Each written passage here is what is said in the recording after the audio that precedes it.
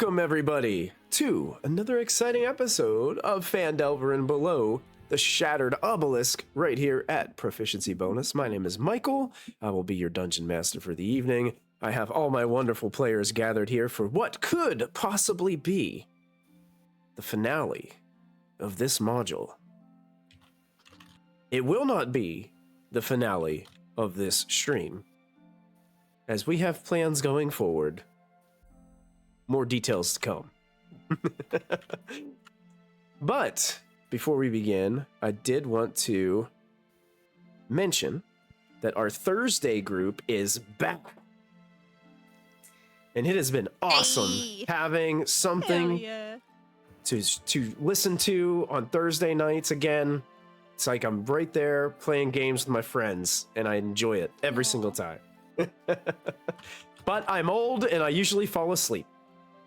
That's okay. That's okay. Because it's late, and I'm old, and I gotta get up early. And you work. Yeah. And I work. But it's been great. And what are the plans for the future there, Kristy? Are you guys doing every other Thursday? Are you guys keeping it steady Thursdays, or? I believe we're keeping it steady Thursdays, and we're doing similar to what we do here on Fridays, where we take a week off a month, like one day a month, we take it off. It might change depending on schedules with Victoria's work schedules and stuff, but we are back. And yeah, we have we lost a character and then gained a character temporarily, so it'll be interesting to see where we're going. But we are in Waterdeep, and we all know how big Waterdeep is, so I think we're gonna be in Waterdeep for a minute. Nice, very cool. Also, we do have our Chronicles of the Shattered coming back up on Monday at 7 p.m. Eastern. And depending on where we finish tonight, will depend on if we have a finale part 2 or if we are going to be off next Friday night. So we will post any updates in our Discord server. And if you're not in that, there is a link that's just been posted by our wonderful mods in the chat right now, as they usually, they've got it down to where they can read my mind. They know exactly where I'm going, and it's wild. You guys are good. Almost like we've been doing this for like 10 years or something. No, it's like almost like we've been hanging out for a decade, you know? It's crazy. Yeah. Crazy. Wait a minute. He didn't say where we could see the schedule yet. Do I have to step in and prompt him again? No, I'll give him a moment. Let me see if he does. He'll get there. Yeah. That's it. He normally says it around now. Oh, there it is. Well done.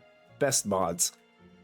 I think that's all the announcements I have, unless anybody else has something they want to announce or say before we begin. Do we have any games tomorrow? We do not have any games tomorrow. Okay. We were supposed to have Dirty 20 tomorrow, but this is the last weekend that we can help my son pack for college. Oh, yes. So we need to do that. So we'll be doing that this weekend. We were looking at next weekend, but I think that fell through too, if I remember what I saw earlier. I think we have too many people that are going to be out that weekend, so we'll probably have to postpone until next month. So. Yeah, August is usually pretty busy, so that makes sense. But yeah. Okay. We will have an Eberron session coming up soon. Definitely check out the Discord. All our info's in there. Absolutely. Yeah. So, I'm going to... Last we left off, you guys made it out of the far realm and safely back to a Lithanok, that old... mind flare civilization that was deep under Phandalin in the Underdark. So, when you guys all stand from this spot, you can see that glowing green portal that you guys traveled through is no longer there. There is no light shining from it. It is just the stone wall back there. It still has the markings, those strange markings and stuff that were on it, but they're not like shifting like they were before. You know how you guys were walking around, you saw all those things, they were kind of like almost like shifting a little bit while you were walking through that structure. They're no longer in motion. can I kick the wall? Of course. I kick Make a the wall. strength check. I cast fireball on the wall. No, just kidding. I throw a building at the wall. Okay. Throw a building at the wall. That's how I really feel. Oh, I'm not in roll We're like 20. I good thought we riddance. didn't need a map. It's your You D&D Beyond. It's fine. you still got to roll dice. Okay. Strength check, not saving throw. Okay. I will allow athletics if you want to use your athletics instead of just a Oh, strength you check. have a higher athletics. Can I roll a higher athletics? You can roll athletics. Go for it. Okay. Now, where do I see those numbers? Click on the game log right beside the anvil. Okay, right beside. Okay. scroll down. I am not on there. I see it. You Oh see no, it? I don't see it. No, I don't see it. That's Sarah. That's not you. I thought it said Sarah. Okay, let's forego the strength check, and I'll just say you stub your toe Oh no! as you kick the wall. Ouch! It hurts. It's a wall. Okay, it's not It is a invisibility or anything. It's a wall. Why would you kick it? If it was on, Yes, you it would was go like back a in. But if it was a spell, then anything could go back in. Right, but if you go back in and then the world fall apart, then you would no come back. At least my toe wouldn't come back. How about that? I wouldn't go back in. What if it pulled you in? You'd pull me out. Don't worry. She's not wrong. We would go back in after her. Jansel would I can totally, probably right, teleport out, Jansel? I think. Jansel, you would Oh. help her, right? Jansel, you mean- would go in after her, right? I mean, yeah, Right? I would definitely try and go back in and save her, yes. Yeah, you That's would. always nice to Yeah, hear. you would. Isn't that? Chloe's just like, what? I said the exact same thing. We're ignoring Chloe. Now, All right, what let's I get what I back. what I will say to you guys now that you have, and also you have, you guys have all the flumps with you. NPCs. Oh. And Oh my all the townsfolk God. with you Make as those well. So select- everybody is around, and Are we bringing the flumps home? Yeah, we are. Yes. We better. Okay, If we just bring them checking. home, if anything falls to one, I get to eat it. If they die of natural causes or if something gets them from the forest, yes, you can eat it. No. They die of old age only. Only. No, he said No, that you can't from eat the them in forest as well. general. They're like, aren't they like your pets? Tree, Yeah. No, Tree, we're gonna have to talk about you and Quimby eating had- people. Quimby is Especially dead, Oh, Quimby is dead. and I am not eating Quimby people. is dead. Yeah. I Trey, mean, you're not eating I people. think Dungeon these Bulls. peop- I think they're probably considered a kind of people, just like goblins are people. Yeah. It's a little weird, doesn't- man. That doesn't stop Tree. Goblins are not people. Goblins are No. goblins. No, but they're sentient is his point. No, they're a people. It's Are- it's a little are they weird. though, really? You know, Like, are they sentient, or do we No, like, he's just care saying, about are them they like that? really people if they taste so good? Is really what he's saying. No. I mean, you're they not are wrong really- with that, but People they're can just also taste not good, sentient, you not know? stupid. All right, let's get out of here. We're also gonna So- need a long rest at some point. How long does it take Yeah. to get back? I think it was like about a 3-day journey, wasn't it? Because you Okay, had to okay. take like at Okay. least like 1 or 2 long rests, I Yeah. believe.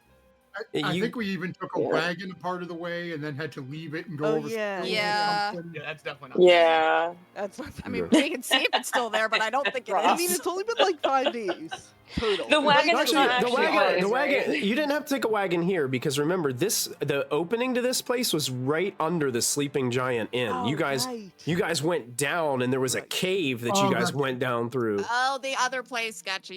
And then there That's was- right. This was like the cave that you went down and you ran into oh gosh, what was that creature that Zoss stole the Taco. treasure from? You ran into Oh, Taco. the beer. The Bahir, there was a The Bahir that you serpent guys had to Bahir. talk to Oh, yeah. about getting the grells out of its lair and stuff like that. Yeah, you guys did a lot of things coming down there. There was also the the like fleshy creature that was down there too. You guys had all the gibbering I forgot about mouthers, the fleshy dude. creatures with all the mouths and stuff. Well, Yeah. okay. And so you guys are traveling back. Now, what I will say this is you're going to get there after your 3 days of travel or whatever without any issues. We can do a skip of travel scene, or if there's anything that your characters would particularly want to talk with another character about during the traveling sequence. I will say this, after the couple of rests, some of the NPCs that were kind of in had like some of their mental functions kind of messed up from being in the ritual that was cast, they start like regaining those and are able to kind of travel on their own, so you guys aren't like lugging people around the whole time as well.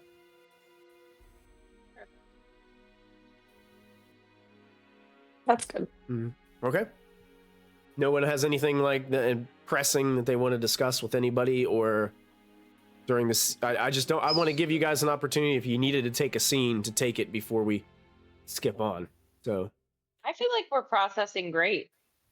Yeah. All of us died. We lost a few townspeople that Chloe's pretty pissed about. Like, Yeah, Nobody's- we could do group therapy if you guys want. Zox is the therapist. we're not doing group therapy with the villagers. If we're doing group therapy, it is us only, and that is not happening till we're back at the Bastion. We're not allowed Chloe to says help no. the villagers process trauma. That's not my job. I'm the mayor. I'm not their therapist. Listen, I I would need a can license. listen to the villagers. Okay. Charlie's It's advice okay. as a therapist is to drink more.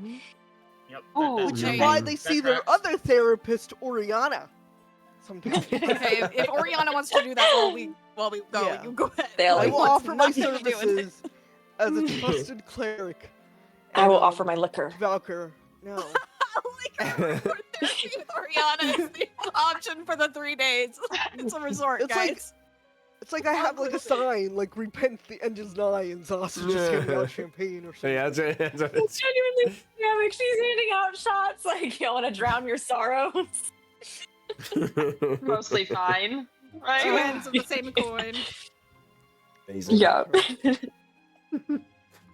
You guys do arrive back at the entrance, which is actually in the cellar, the basement of the Sleeping Giant here in Phandalin.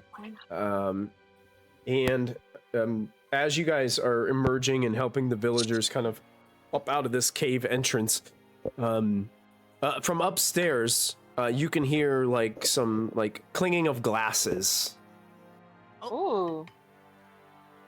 She come back? Do we need to be quiet? Just being robbed.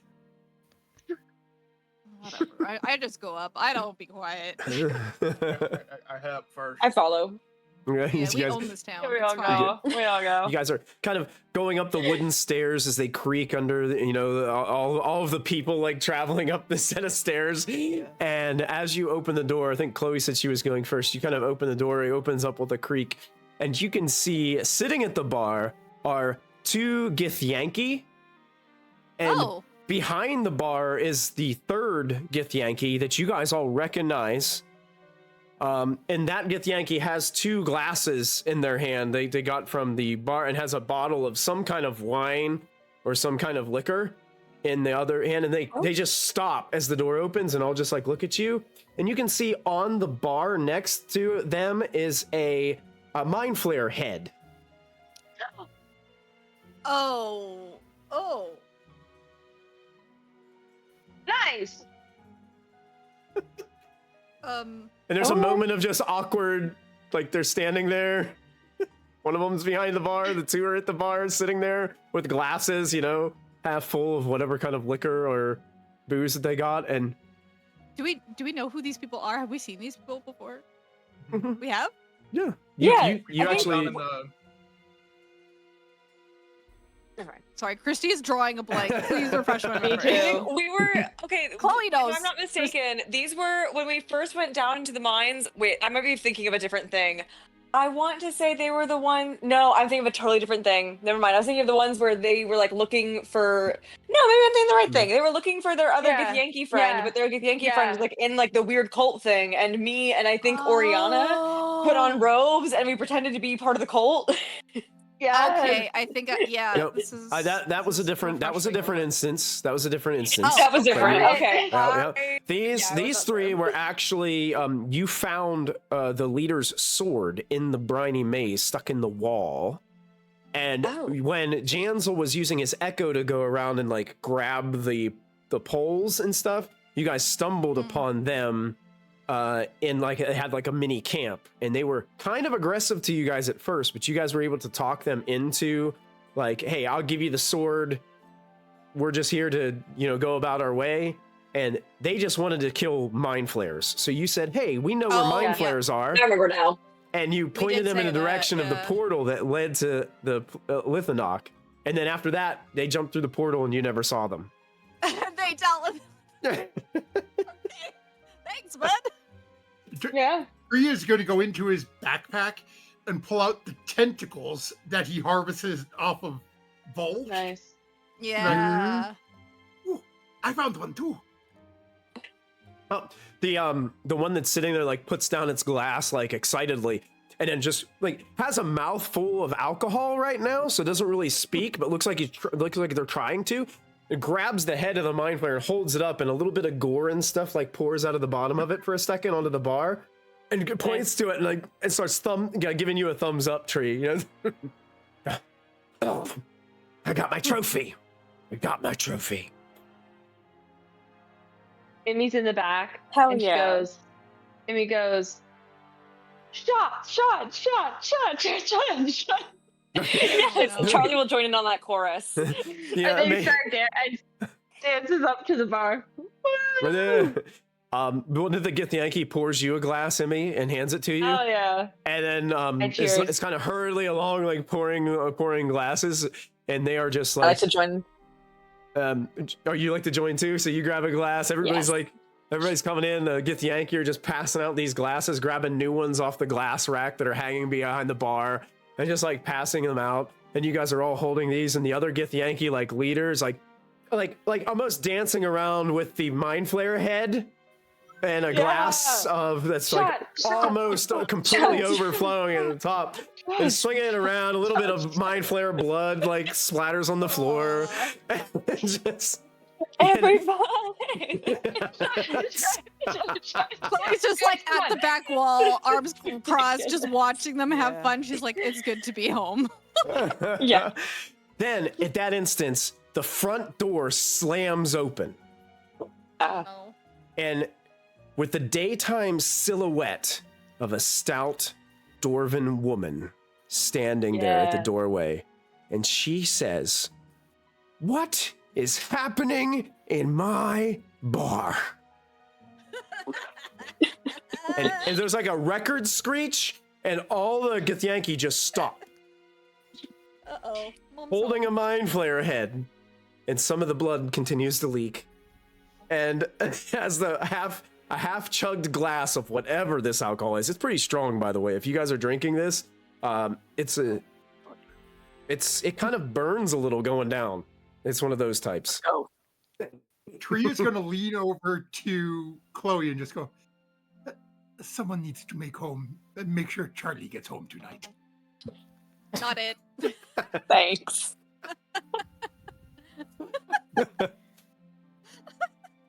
All the Githyanki put their fingers on their flat noses. Yo.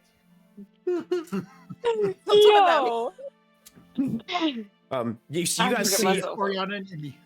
at the door walking in is Grista, the bar owner of this place. And it looks like she's tired. Looks like she's a little like dirty from doing some work somewhere, and comes in and says, looks right at the Githyanki that's like holding the bottle. "You're gonna pay for that, you understand?" Oh. And the Githyanki looks at the bottle, looks back at Grista, sets the bottle back down on the bar. slowly. Tree is good into his pocket and set 2 platinum on the counter. Oh, that'll do it. Oh, Pick up the bottle and hand it back to the Githyanki. The Githyanki Aw. gladly takes it Aw. back. Aww. And then without even looking at your cup, Tree just starts like pouring it into your cup. oh. It's Aw, buddy. We made sweet. friends with the gift Yankee. You rolled a persuasion Wow. check so high, bud. Yeah. We both have pieces. yeah. We both collect pieces. Yeah, that's fair. I can see why you guys get along. Oh, Yeah. Grist after after seeing the coins like hit the table, you can see that her demeanor slightly changes. She's always a little bit grumpy, but with that, you kind of set it down and you can tell that she's a little weary, and she kind of looks at all of you and says, I haven't seen you in some time. Yeah. And What's been going on here? you haven't seen them for some time either. And Tree's gonna point behind him where the rest of the villagers are probably Yeah. coming up the stairs. Yeah. they're all coming up Oh, the stairs, true, like true, true. leaning over each other's shoulders, and it's like, you know, a scene like with everybody like present. And she you can see for the like probably one of the few times that you guys have known her here, a smile comes on her face. Something that you guys like with her especially, but that means huh? But if Wheel of Fortune, is Wheel of Fortune okay? Wheel of Fortune was the tiefling that used to work here that you guys actually took to your manor and kind of locked them up in the cellar because they were all like afraid that they were gonna yeah. hurt We gotta somebody. go back to the matter, check on our like quarantine people. We have a lot of quarantines to check. I like that God we're damn it, calling thanks them for that quarantined reminder. and We have a not whole- like kidnapped. We have a whole they're sick. orphanage. We gotta, yeah. Yeah. I will Involuntary. tell her, yeah, they're quarantined at our bastion. I gotta go back and check on them anyway, so you're welcome to come with or stay here. We I've also have got a lot of kids. A lot of kids are Mhm. being held there. Pretty We much did save the children. not really. I mean, I think that they're great. I think that they're having a great time. They're learning a lot about weapons and fire and fireworks and chemistry. They kind of have free reign of the house, which is really good for kids. So All the cool stuff. unsupervised, totally. So Give me a it should be good fine. Here, drink. And Tree's gonna try to pour his drink into her mouth. Stop on me, Daryl's there. She like I said, Daryl's there. Daryl's watching the kids. Yeah, as you guys are explaining this, it seems like there's obviously been a lot going on these last couple days with Grista, and it's almost information overload. But she's like, honestly, I need to take a moment to sit down and rest. I've just been busy at work. There's been a lot of cleanup that needed to be done around town, and if I trust you that yeah. Wheel of Fortune is safe and that I will see them soon. As long as he is not insane anymore.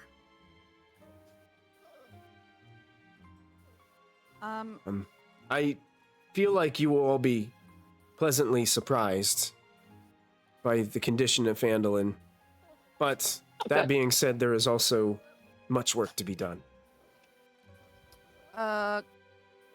I will. Did you guys like Because burn this it is down? so Chloe will hand her a business card that she used to use for when Jansel was in his tournaments. Okay.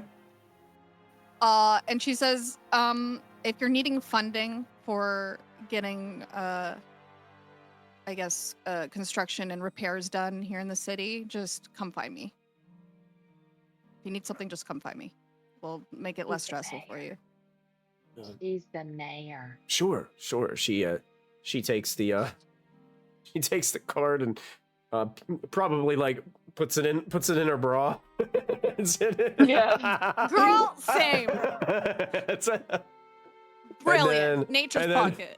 And then she kind of like looks at you and she's like, I'm not sure who these people are, and kind of points to the Githyanki, but can you take them out of my bar? Sure. Hey, Well, yo, they have paid let's well. invite them back to our place. Yeah, you guys bar hop to the Bastion, I guess. Let's go. I have to check on quarantine people. Oh, let's go, party people! And I'm gonna just, I want to shepherd the Sorry, Githyanki to our Jansel. place. All right. We might get lost in It's better at our in a place than in field. public. At least we can supervise. With No one's allowed to leave the house. the 2 platinum that were sitting on the bar, like the one Githyanki that had the bottle, like looks at the 2 platinum, then looks back over at another bottle over there, and you see him like reach over and grab the other bottle and tuck it under his arm. And he still has a few of the glasses by handles, like 3 or 4 glasses by handles on the other hand, and it is holding a bottle, has one bottle tucked under the arm and about 4 glasses, and just starts kind of like, does the thing where he...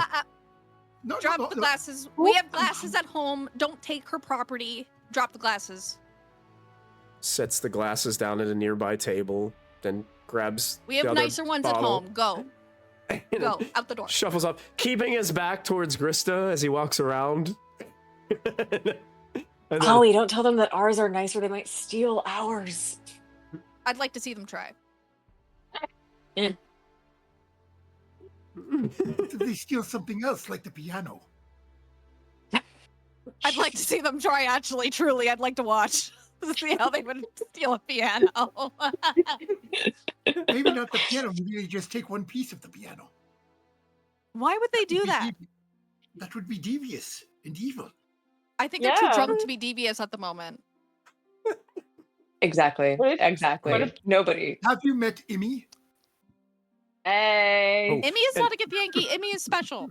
As you guys are having this conversation, the one Githyanki comes in with like this almost fearful look on her face, and she rushes by you guys really quickly and realizes they forgot the head on the bar and grabs the head, and then like a look of relief upon her face, Oh my god.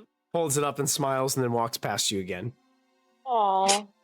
Oh my goodness. It's like a kid that forgot their toy at the table. I was going to have that mounted at home. Don't we have a trophy room now? Can someone mount that? I think we no, do. Actually, Yeah. that's a terrible Yes. idea. I think the I don't know Githyanki why are I going to said want that out about that. Well, well done. It's too late now. I have wings of Volsh we could mount on wall. They Okay. look like angel That would be wings. cool. I forgot we had a trophy room. That's crazy. That is Who wild. has it? Yeah. I think you guys do at the Bastion. I'm pretty sure you guys do. Yep. Somebody I just does. can't One of remember my which rooms. one. It's been so long since we've been Yeah, back. and I've Jansel, you looked have at Yeah. one? that I think it might be Jansel's. Yeah, I think It is. Jansel has one. It would make sense for Jansel to have one. Hell yeah. I really Okay. thought it was something different when I picked it, but it works. You can change it at any point if you want to. I will not be putting them in there. He is mad that I eat goblin. Maybe we mount Not on just Steve goblin. Ballmer. Nope, not just goblin. Anything that's a person is kind of weird, man. Hot take. Don't eat people. Yeah. Kevin was not people. Kevin was goblin. Nope. Definitely considered a person. Goblins are friends, not food. I do not have OBS open today, so I cannot put my Flumps or Food Not Trend picture up. That is not. Oh, I actually that just reminded me of something very important for Charlie's character. At some point, she needs to go find a tattoo artist and get a tattoo of her dead flump friend. Oh, Really Oh. big, like somewhere, like on her back or something. Yeah. oh my Oh. god. Oh, Oh, we lost Sarah Sarah's for me. camera. The Wi-Fi where she is can sometimes be really I got it. spotty. Ah, All right. Sorry, yeah. I heard you guys, but you guys, the camera turned off. It was just my thing. Well, as you guys walk outside of the Sleeping Giant, you can see that the green haze that's been over Phandalin is completely gone. Yay. It is a Yay. beautiful blue daytime sky The sun is shining on the town. You can see outside the town. There is still some damage left over from the transformation that started to happen here in Phandalin. You can tell it must have gotten pretty bad here while you guys were gone. There's evidence of maybe old blackened vines that were crawling up some of the houses. Those have kind of cracked some of the foundations of the houses and even like pulled some of the wood planks out of some of the cabins and things like that here in Phandalin. And it looks like a lot of the townsfolk are out and about and trying to repair their homes, their property. Some of them are kind of downtrodden, tired, and sad, while others are singing little tunes of redemption. Because this great terror that come over the town has been completely dispersed.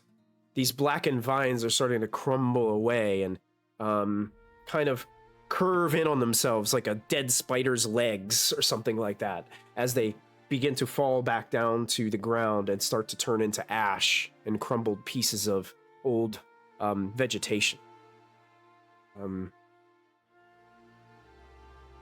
I want everybody to make a, if you can, make a perception check for me, please.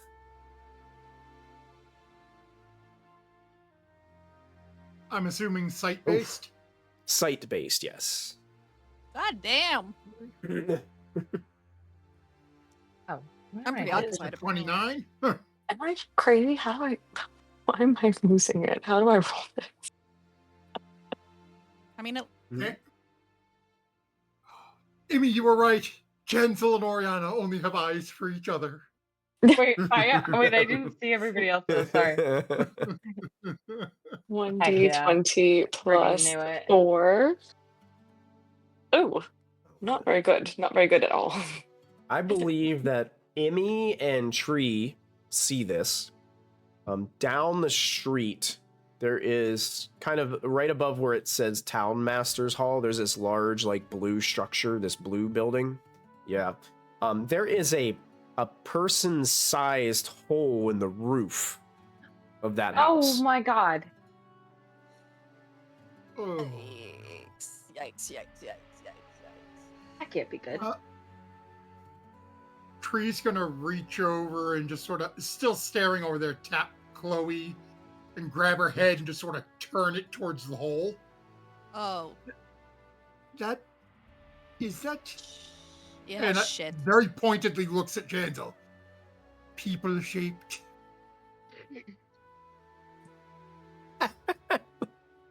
I'm gonna go check it out. I It's I know, but raining. let's go check it out. Hallelujah, it's raining. It's raining men. Literally. Oh, it's not funny. My man has died. No, Sure. but It's a little I funny. think Did you ever stop and think that the bard song Raining Men Mm-hmm. and the other bard song Bodies Hitting Floor Uh-huh. are the same thing, but from different viewpoints? Yeah. Perhaps Let the Bodies Hit the Floor is from the man's perspective. I'm gonna cry. This is incredible. I've never thought about that.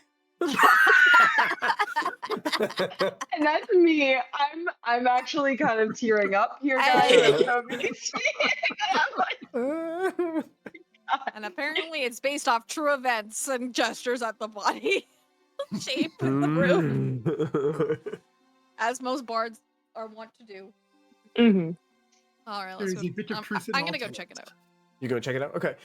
Chloe, you going Yeah, by just make sure. yourself, and are the rest Whoever of wants to you? come. It's on the way, right? Um, It's on the way to the Hey. manor. No, Well, it's no, the yeah. opposite. It's the opposite way. You'd be going back towards the center of town to go there. Yeah, I I'll did do it. say I think I we have to Okay. go. support our Gith Yankee friends, so I'm going to escort them Yeah, back you to can the escort them castle. home, Hopefully we don't get drunk and lost in a field again. please. I'm going Um, with Charlotte. It's No, wait, I one have Carp's road. mom. Oh, okay. I'm We gotta also going bring with Carp's Charlotte. mom. We can't get sidetracked. Actually, I've got a mission. Going back to the Bastion, In a conga line. That's really smart. Now they can't get lost. The Githyanki are just he like joins the holding conga bottles line. of liquor, and then actually the leader of the Githyanki is at the end of the conga line, like holding a glass and holding the mind flare head and like doing little spins and twirls, and then some people are like walking by with a wheelbarrow full of like wood and other supplies, and the Githyanki's like dangling the mind flare head in front of them, and then continues on with the conga line going. Amy was going to follow Chloe, but then as soon as the conga line started, she that's valid. Yeah. That was a genius move, Oriana. Absolute genius. Like I would inspire you if we were in combat for that, because that was brilliant. Well, what are the other villagers doing? Like I know Alderleaf is going with Charlie up to the Bastion to be reunited. It seems like the other townspeople are eager to go home. Yeah. To see, like, they haven't seen their home since they've been taken, so they're really eager to get there. How many are there? Gosh, I can't remember how many we brought back. What was it, like 8?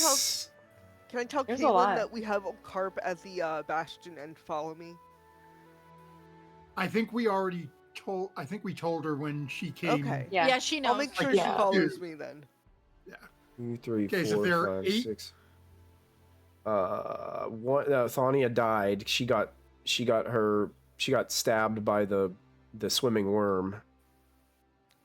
1, 2, 3, 4, 5, 6. We lost a few. I think there was 11 villagers. There was a few. Yeah, Nalpina died. Menvin was the one that got his brain sucked out and then disappeared. Thania got killed by the worm, and I believe, and then 2 of the flumps, I believe, were killed. One was eaten by the worm, and another one was, I think, destroyed by okay. So we've got 8 killed people. by the 8, at least 8. Yeah. Well, I'm going to deduct 80 gold, and as each one's leaving, as we're sort of splitting in 2 directions, Tree's going to give each one of them 10 gold. Okay. Yeah, because Tree has no idea how much it will actually cost to do anything to help their homes. I will also give them my business cards so they can come find me if they need help. Got you. So they're walking away with some gold and a business card. Yep. Yeah, basically, we can see that as damage. Here's something to help. Yeah. Can I roll sleight of hand? Of course. What are you trying to do with your sleight of hand roll?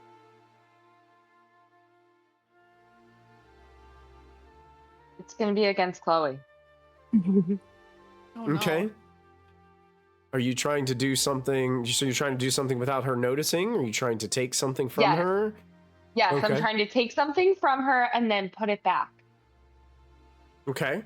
All right. Yeah, so roll sleight of hand. This will be contested against her passive perception score. That 19. Will be the DC. You got to get a 19. Nope. She would catch you reaching for whatever it is that you were reaching for. What are you reaching for? Your business cards. I will hand you one. You just need to ask.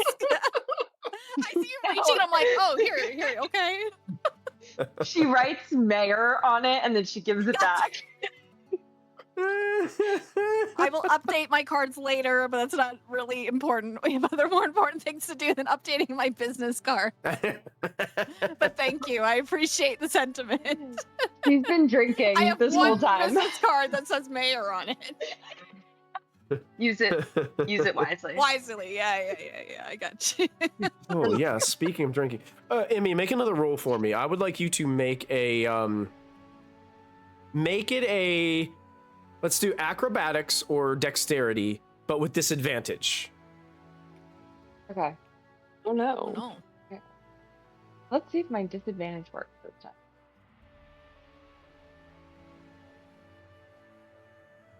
Did that roll disadvantage? It didn't send it over, but it did roll It's 9. disadvantage. Oh, sorry. I just What was did it again. Okay, there's a 19. And you can roll a second one for disadvantage. Why isn't it coming up? Hello? Oh, There look we at go. that. Okay, okay. Yeah, I was just doing a handwriting check because you've been drinking, and if you're trying to update her cards, I will say that. Yeah. You're able to see enough to be able to a couple more drinks, and it might be a little bit tough to get those business cards looking pristine. I'm surprised she can write, to be completely honest. Oh, I didn't know she was literate until today. We do have I a lot often of wonder. chat rewards. Yeah, I was just Sandbagger, gonna a celestial out. die, and a +3 for me. Thank you, Sandbagger. And a +2 for Chloe. Oh. There you go. Hey. Thank you, guys. All right. So the conga line is headed towards Tresendar Manor, your bastion, as you guys are all headed that way. Chloe, you were headed to check out this hole in the ceiling. Was anybody going with you, Chloe? Because I think Emmy got distracted and started going on the conga line now. Yeah. Tree is going with their specific. He feels he has to because he saw the hole and. Yeah. Okay. Yeah. You guys get there and you can see there is. You're going also. Are you going, Derek? Or Yeah, I'm coming. Okay. Chloe also. Okay. Okay. So you guys get there, and on the porch there is a woman kind of sweeping the porch. Just has a broom and is kind of sweeping dust off of the porch. And the door to the house is actually open on the inside. There on the front porch. She looks like she's tired, sweating.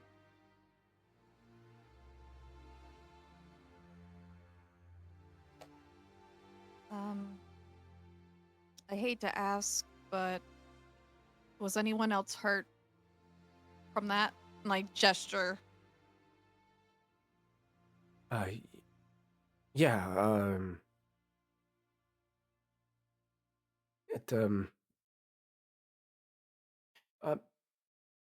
Menvin somehow fell from the sky. Yeah. And, came through my roof. Did he land on anyone else? No, he didn't land on anyone else. I wasn't in my own frame of mind at the time and don't really even remember. I just remember getting back here and seeing him laying in the first floor of this home. He traveled through the roof and through the second story floor. Oh. To be honest, though, I really think he was dead before he hit the floor. I promise you he was. He didn't feel any of it. He's a good guy. Yeah. We lost a lot. We did. We did find some that we brought back with us. You could see some tears starting to come down her face and smile. She gestures towards the air. You fixed it. You fixed it for us. I'm sorry we weren't fast enough for some of them. It's okay. We rebuild. We move on. That's what the ones that we've lost would have wanted. Absolutely. We will get us back on our feet and looking better than before. She smiles and just kind of carries on. She just puts her head back down, realizing that she still has a lot of work to do. Kind of looks like she's sweeping the porch off as kind of like a break from something else that was a little bit more challenging, and is just, I hate to ask, but is there still signs of like blood stains? Not here on the porch area. No, but like if I were to go check, like see the damage from inside. Mm-hmm. Do you want to go inside? Can I see if there's? Yeah, I do. I want to press the. This woman's been traumatized with a man coming through her fucking roof, walks in on a dead body. Who knows what? Yeah, Chloe's like, I need to at least clean this so she's not reliving the trauma. That at minimum should be done, and then I will go check on the quarantine people. Oh, yeah. As you inspect, it doesn't seem to be any indicate. Now, there's still damage, but there's not like any blood stains or anything crazy like that.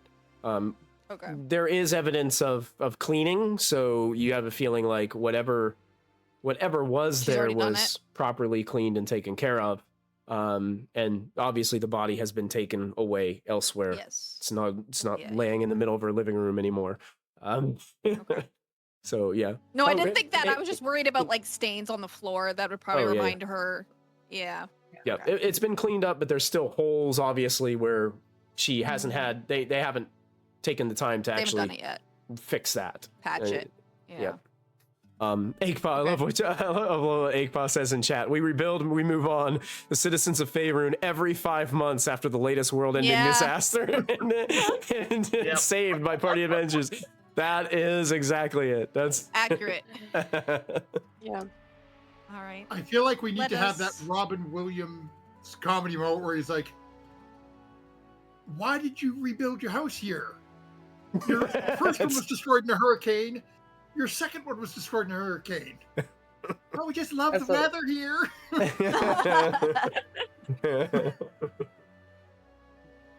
Mm-hmm. All right, let's we'll go back to the Bastion unless any of you two want to do something here. I just wanted to check.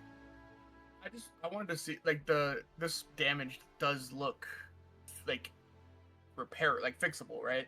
Like, it's not... Oh yeah. Okay. Yeah, it could be fixed. Definitely, this woman isn't any kind of carpenter, so to speak, and it looks like it's mostly wood structure that needs to be fixed, and wood needs to be replaced, and roofing shingles and all that kind of stuff need to be put into place. So it's just a matter of getting the people back to where they can start like helping each other. I think right now they're focused on getting their own situations taken care of before they can expand out and then begin to help each other. They're still kind of in the first couple of days phase of, hey, what has happened? How do we fix it?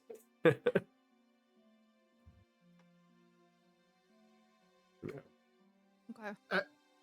Tree will follow Chloe out. But is there a spot? Tree's going to try to slip some money to this person without Chloe or Jansel noticing. Okay. Is there a spot that I reasonably think I can sort of sneak and throw some coin? There is a desk, there's a desk with some like drawers. It's off to the side of like the front door. While you were in there, like looking around, if you wanted to try to slip some coin, like a coin pouch or something, into one of those drawers, that could be definitely something. Yeah. Exactly. So she's looking over there. Tree's going to sort of wander. Just go ahead and make a sleight of hand check to see if you can do it without Jansel and Chloe noticing, since that's what you specified in your description. Nope. Passive perceptions over 11. Chloe probably sees 19? it. Yeah. See what? Oh, nope. Nope, Jansel does. Jansel's a 10, so Jansel doesn't see it. You hide it from Jansel. But Chloe definitely Proxima Rising. Used furniture on Faerun Marketplace. That's exactly right. Oh my god. Oh, I see you put the coins in the... Yeah, so I'm picturing something like you walk over, you point something at Jansel. I think I've got a second. I open it as you're turning around. You watch as he drops some coin in one of the drawers and closes it, and then... There's no need to be sneaky for that. That's fine. She will find it. She will find it. And she will get more help later. I need to make like a formal announcement so everybody knows what's going on, and I need to get people from outside Phandelver or Phandalin to like help us. So that is tomorrow's problem. We may be able to get some of like the Where the people fuck in is my Waterdeep? workshop. Yeah, Waterdeep is yeah, way south of us. yeah. I think Neverwinter is closer, I believe. The Waterdeep? Mhm. Yeah, Neverwinter's Okay, to the yeah, where the north, hell are but they? yeah, it's closer. Yeah. Okay, It is then I not guess we. by much, but Yeah, okay, well, I'll petition both, and whoever gets here first. I feel like Waterdeep would drag their feet anyway, so. Tree is like the anti-thief, and I need somebody like Tree to just stop at my real out-of-game Right? house and just like Yeah. leave all these bills like just in random drawers. So. Yeah. Same. Be great. God, yeah. Excellent. Well done. Great scene, guys. The conga line.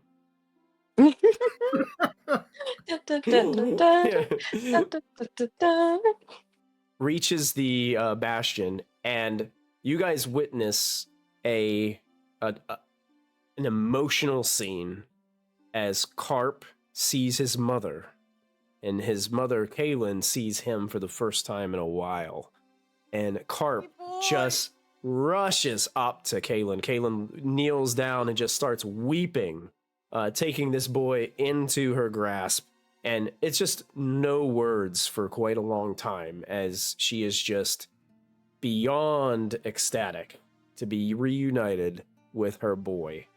And it's almost like the whole world around you pauses and freezes for just, it feels like forever.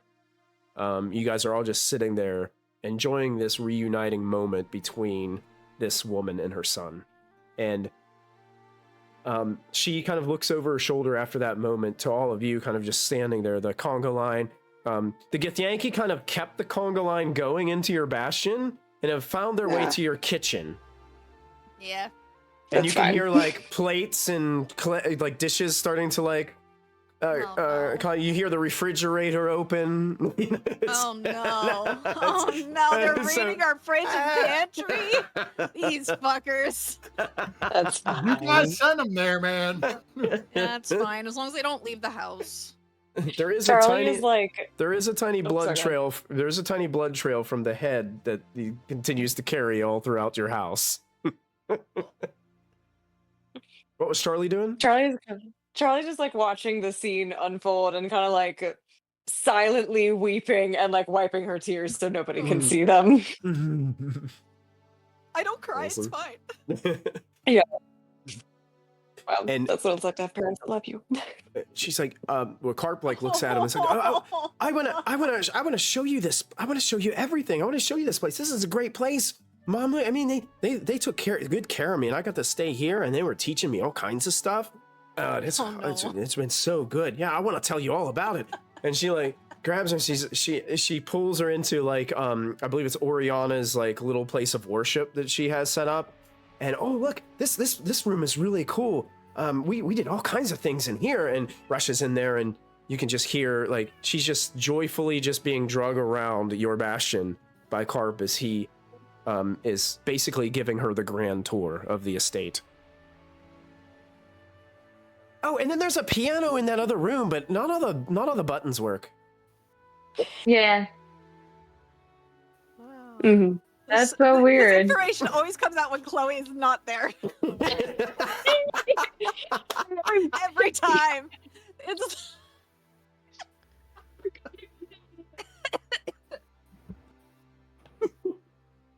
I forgot that she Longest still didn't gag. know. the longest gag.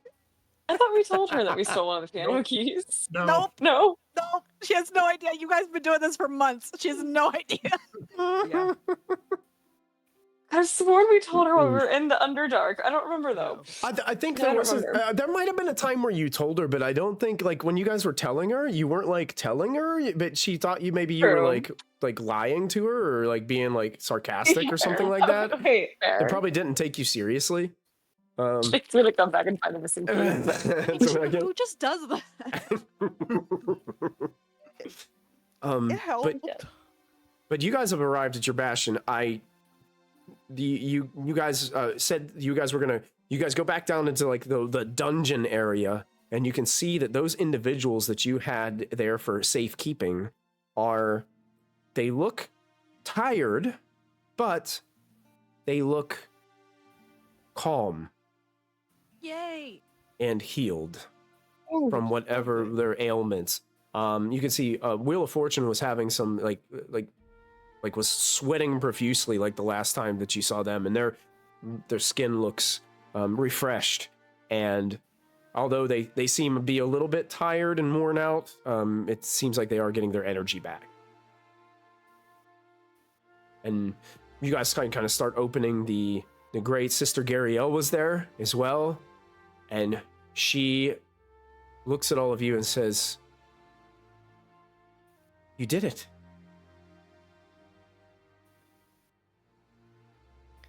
You saved us. We had help. With the others that aren't here, but yeah, we all made it back, yes. Not all the villagers, but the rest. Now, I have to go check on some Githyanki in the kitchen. I'll be right back. I think the words of Oriole. Bomb and evacuate was brilliant. That was really funny. I think what Oriana was trying to say was, "You're welcome, ma'am." Oh my god. Well, We'll take any monetary compensation you have. No, we won't. I'll take any monetary compensation that you No, you won't. I won't. Okay. She does snicker a little bit at all this and say, "I'm sure there will be many rewards for the new heroes of Phandalin." Aren't we like the richest people in town? We are. Yeah. There will be so many rewards from us, the people who For the people own that the live castle. on the only mansion in Phandalin. Little. I dropped 2 platinum to that woman. That's true. I probably just bought her entire bar over like 10 times. True. If this town existed in the modern day, I don't think it would have even a single stoplight. That's how small it is. It's You're right. it's possible that it would have a blinker right in the center of town, but that's it. Yeah. Right by the Shrine of Luck. Yeah, that's it. I can't talk about the heroes of this random town that they've never heard of. Hey, it's But where it- I live. Yeah. I am not there, but I would say it is where she lives too. Yeah. Just going to point out. So I will do this. I will say that as you guys are, getting the villagers out from the dungeons and back into society. Quarantine. Yeah, Not the just quarantine. That's right. They have nice beds and stuff. They're like most of the rest of the people. They're ready to get to their homes, their shrines, wherever it is, to see what there is, what's out there, what has happened, and what they need to do to rebuild and get back to it. Looking at the clock, we're gonna get ready to take our break here for the night, but I did want to say that I think when we get back from the break, we're gonna take a time hop a little bit into the future, and during that time hop, I would say that the planning and preparation would be happening for your upcoming talent show. Okay? And then what we'll do is we'll kind of bounce forward to when we're getting really like to the day of the talent show.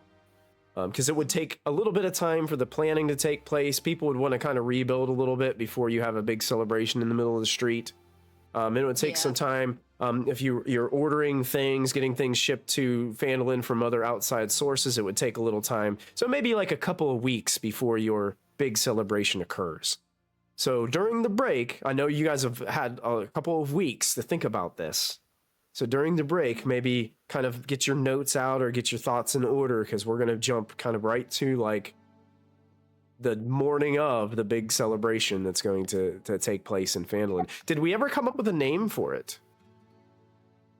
I thought we had a couple ideas, but I don't know if it was just the talent show. I want to say apples were involved, but I don't know. Oh, apples were involved. There was going to be an apple fest. An Applefest? Was it Applefest? Festival. No, that tracks. I think it was Applefest or something, something close. Yeah, because there is an orchard on the northern end of the town that does have several apple trees. So, yeah. It was like an apple festival. Yeah. Applefest. Applefest. The first annual Applefest of Phandalin. I love it. This is really funny. I'm gonna tell you something in chat, but like, We're trying to get sued. Yeah, think, Pa. You guys are gonna receive letters from 3 other towns. We're like, no, you can't have an Applefest here. That's our realm. Wait, that's us. We haven't. Whose orchard is it? You guys actually never went to that NPC the whole time. Wow. So you don't know. That was one of the things that you guys avoided during this adventure. You never went to the orchard whenever you were there. There was a whole thing for that NPC, but you never went there. So all right, we got a +3 for Chloe and a +2 for Tree. thank you, Janet. I know. Yep. As the party gets ready, they've been planning for weeks.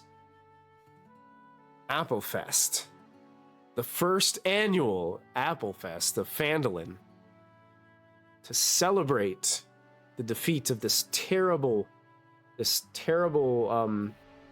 time that they've had dealt with, this ritual that's been consuming the town. And now they're on the other end of that. The sun is shining once again. Rebuilding has occurred. Town's probably not all the way rebuilt, but to a point where people are now comfortable and they're starting to be able to help each other and offer their goods and services to one another once again, to be able to keep the town, to boost keep the town economy running in the midst of tragedy. As you guys are waking up the morning of, you guys all do notice coming in from the road past Tresender Manor there, as you guys are looking down, coming the road, you can see looking into town, there are 4 massive covered wagons coming into town.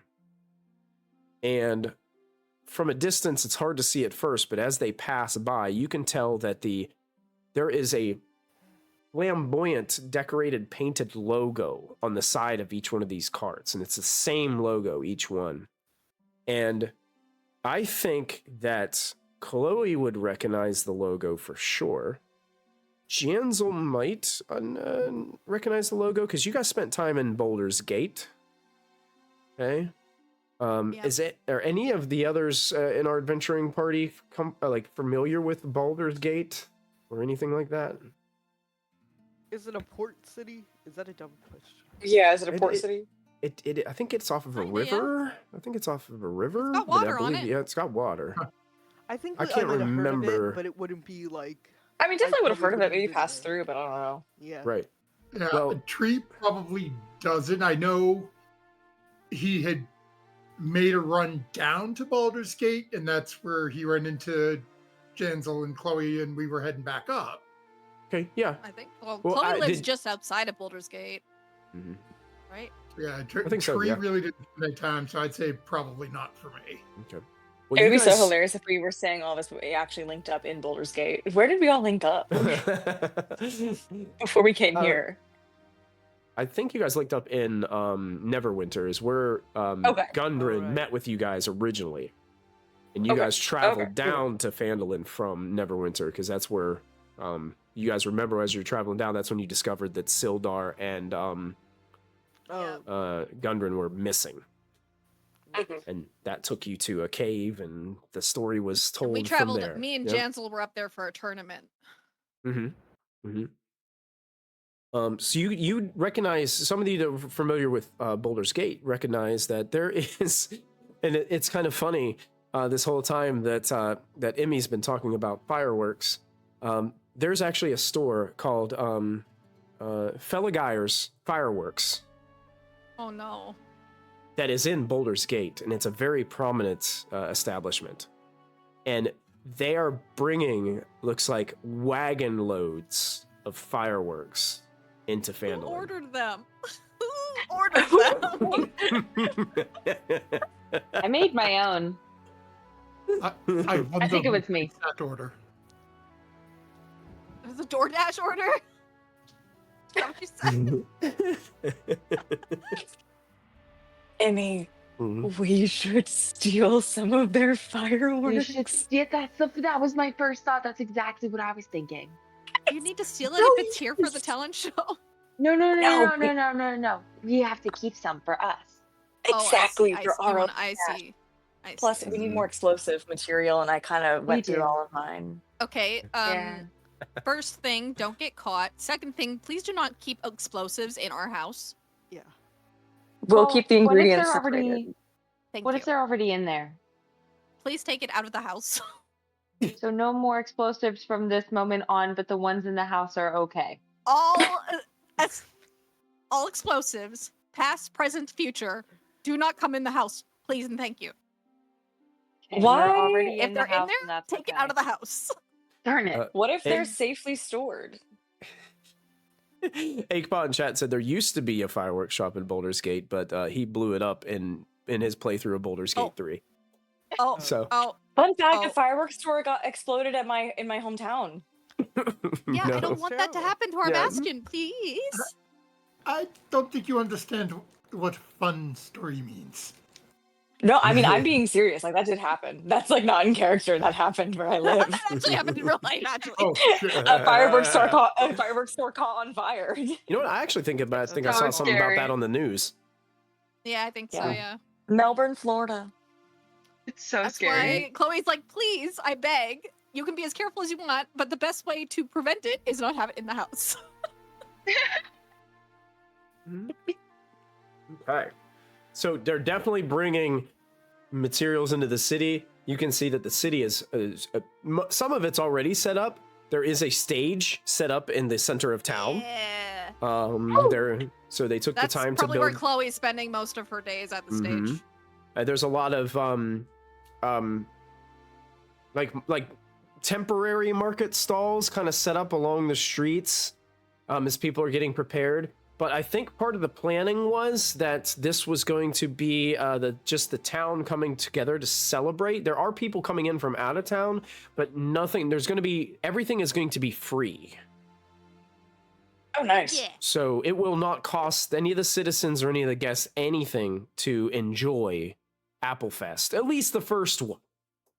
You know, eventually it's going to turn into an economy boost. Yeah. You know? Yeah, absolutely. Tourist destination. That's right. But yeah, they're ticket packages. You can just the aroma of the town is that of baking. Like, you guys can smell baked goods like all the way up to the mansion being prepared for this. And you can tell that the orchard's been extra busy. And there's going to be apples galore. You're going to have candy covered apples. You're going to have apple ciders, alcoholic apple drinks. They're going to go over the top with Applefest during this celebration. Is there anything else that you guys want to add to that as we just kind of fleshing out, what this is? Apple fritters? Yeah. Oh, of course. If there's anything else that you guys want to add. I would encourage Matilda, Maddie from the Arcane Study, like my cousin bestie. I'm gonna encourage her to open a tea stand, because she's really good at brewing different types of teas with infused medical properties.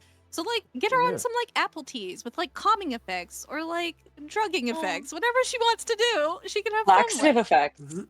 I mean, yeah, whatever your request, she could probably do it. Sure. Yeah, she would definitely get on that and to help out in any way that she can. But yeah, the event is coming together. The plans that you guys put into place for the last 2 weeks, 3 weeks, whatever, however long it's been since you guys have returned. I think some of you might have wanted to go out and like help townsfolk, during that time. Chloe was probably doing a little bit of administrative stuff, maybe helping Harbin kind of get everything together for the town. Yeah, he would have had his the experts from my workshop out helping people who needed it. Yeah. I have a concept for how Charlie would have helped the town, especially if there's travelers coming in. Okay, listen, I'm just throwing this out here, okay? We tax people who are on the road coming into town or passing by, or maybe I travel like a day out or so and I just tax the people who are on the road over there. Literal highway robbery. Yeah, wait, what? Literal. This is Literal highway a great plan. Imagine this conversation happening weeks ago. I didn't want to tell you guys a great plan, but yeah, okay. Fine, I won't do it. I won't do it. If you do it, No. I will say, if you do it, only go after like nobles. Oh, of Don't go course. for the Okay, poor- yeah. yeah. That's Yeah. permission. Then Charlie if will have earned some funds for the townspeople by robbing people on the highway. Nobles only, people with money. Nobles only. Those are the you. prime Oh my targets. God, Those are do the you prime boys- targets. Do you have like 40 merry men with you or something right now? She's Robin Hood. Just they come out. Yep. We got a Robin Hood In here. tights. Yes. Tree will gladly sign up to be a Merry Kitty Man. Chloe helping with the zoning laws is accurate. Yeah, no, that's definitely what she's doing. And they all work Any- during the day in your carpenter shop doing like hammer work, but striking very good poses as well. Yeah. Awesome. Amy has a vision, so she keeps like pointing at random things and like looks really busy, but like, and everyone's kind of like half listening to her because she has a vision and she's doing good-ish, but it's a little chaotic of a vision. She doesn't totally know how these things work. So, Do you have a color scheme? Chloe would ask you. yeah, red and gold. Perfect. I can Very work with apple. Mm-hmm. that. Yep. Yeah, Red and apple jam. gold. Going with the Applefest. Yes, there you go. Yeah. Hell yeah. The several other minstrels and from around local areas are finding their way to Phandalin and providing some joyful music to get ready for the last bit of preparation, as there wasn't really like a set start time for this. So some people started celebrating very early in the morning and are and they're just out and That's about. so accurate. And while people are still setting up their baked goods out on one of the market stalls, like a few drunk fellows just wander around and just start grabbing some honey cakes off of the right as they're put right on the table and just start kind of devouring them as they're walking down the street. And the celebration is kicked off well before anyone would ever anticipate or be Chloe ready is for. probably there at dawn because as someone that's worked at an anime fest and had to be there way before it even started, she is there as early as possible to start getting everything organized. She is delegating. She is figuring out where the orchestra needs to be for music and visuals on the background of the stage, and she's setting up the stage production very early in the morning. Absolutely. Harbin rushes up to you and says, "Oh, Chloe, thank you so much for everything. I mean, this has been you've been such an important asset to this town. I mean, heroes of it. I did sign myself up to do a little bit of a talent during the talent show. I hope you would make sure that to make room for me on the schedule. I mean, Michael, this is a pet peeve of Kristy to squeeze in to a schedule that's already set. The audacity of this man. How many minutes do you need? It's the first question I will ask you, sir. No, just 3 to 5. 3 to 5 is all I need. 3 to 5. Do you have a preference on time? Like, when are you available all day? Can I squeeze you in anywhere? Make an insight check for me, Chloe. My God, he's gonna be like the patients that call my office and be like, I need to be seen as soon as possible. Ew, I don't want to come in like at 11:30. That's too early. No, seriously, like if you're not gonna be here, like I need to know. Like, can you squeeze me in? But like, also, I don't want to do the times that you're suggesting. Ew. I mean, squeeze me in when I want to be in. The vibe that you get from Harbin with your 26 insight is Harbin doesn't really know how much time it's going to take him. The thing you're thinking of, it's kind of like when you go to an event and like you're hosting or something, or you're putting it on, and you hand just some random person a microphone that says they need to say something, and then they just go on and on and on, and it's like, hey, okay, let's go off the stage, you know. So you're. So one of the last acts is the play because it is so much longer. So I'm gonna put him right before the play. And if he takes too long, I will yeet him off the stage myself. Because are you telling him this, or is this something you're just thinking in your mind? No, I will tell him this because as Kristy couldn't tell people this in person, but my D&D character can say it, and I will have no repercussions for actually saying what I want to say as someone that's done this job. And yes, I will tell him if he is not done by the 5-minute mark, and that's being generous. I should only give you 3. 5 minutes, and you are getting yeeted off the stage, whether by myself or Jansel will do it, and you will go farther. What is a yeet? I will throw you bodily across the market. Right. Yeah, I don't want to be thrown. I will make sure you land head first, too. No. We've been planning this for weeks, Harbin. Why did you not bring this to me sooner? You didn't get my letter? Easily slip. You did not send me a letter. I sent you a letter. And I see you every day. What do you mean a letter? Oh, I thought a letter would be more professional. Speaking to me would be way better, considering, you know, like... I apologize. I would look for the letter if... Did I really miss this man's letter? Is he gaslighting me? Chloe. 5 minutes. Chloe. Yes, Jansel. Yeah. I forgot about giving you the letter. I'm sorry.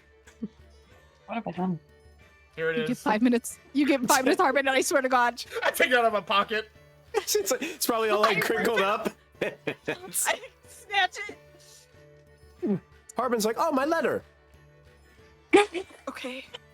You're not gaslighting me. You're just getting it right now. I'm just getting it, but I'm squeezing you in because you technically followed the rules. I sent that like 2 weeks ago. Okay, you definitely followed the guidelines, so yes, I will squeeze you in. It got stuck in between 2 of my pieces of mail, and then I just forgot to give it to you. Yep, this is fine. I expect this is going to happen again during the stage event. Someone else is going to be like, oh, can I jump in? Because that's what they do. Harbin's like, thank you, Chloe. I'll make sure not to make you land head first now, since it was kind of my fault. I'm sorry. I will still throw you. He will still throw you. Yes, Cancel, you're killing me. I understand that if I take too long, I will be yeeted. Yes. Yeah. Accurate. Yes.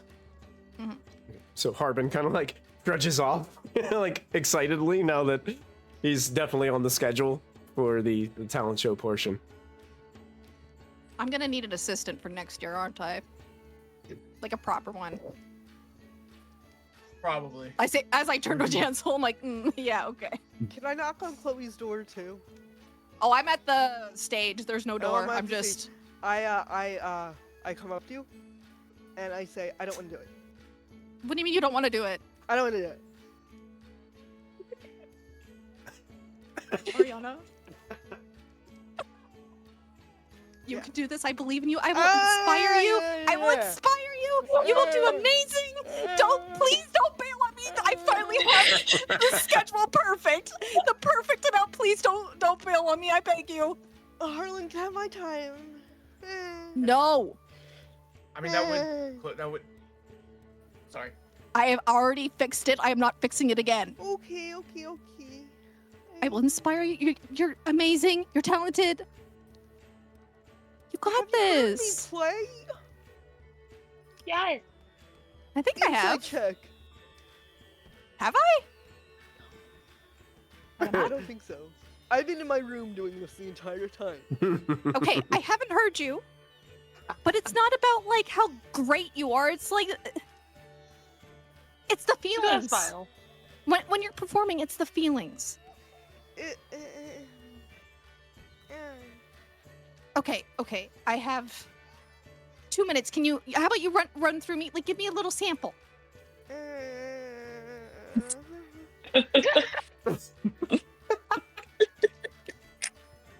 I forgot my guitar. It's the Ariana, go get your guitar right now. Okay. It's still early. We haven't even started. We haven't even done open ceremonies yet. You're fine. You have plenty of time. Go get your guitar. I will inspire you when it's time for you to go on stage. Okay. And if it's really scary, I will figure something out so you don't have to look at the people. I'll put the building in front of you. Curtains fall on top of me so I die. Oh my god! Humiliation and shame. Absolutely not. That is a bit dramatic even for you. Okay. You got this. Okay. I'll see you in an hour. Okay. As Oriana... Please eat something! I don't want you passing out on stage! I drank a bunch. Charlie gave you some... No, you need to eat. Put bread. Oh, All wait, the no, bread. that's right. Once Oriana walks away, Chloe, isn't she supposed to go up in 90 minutes and an hour? She's supposed to be on in like 2.5 hours, but if she's here in an hour, that's perfect. Okay. It gives her time to calm down. That's fine.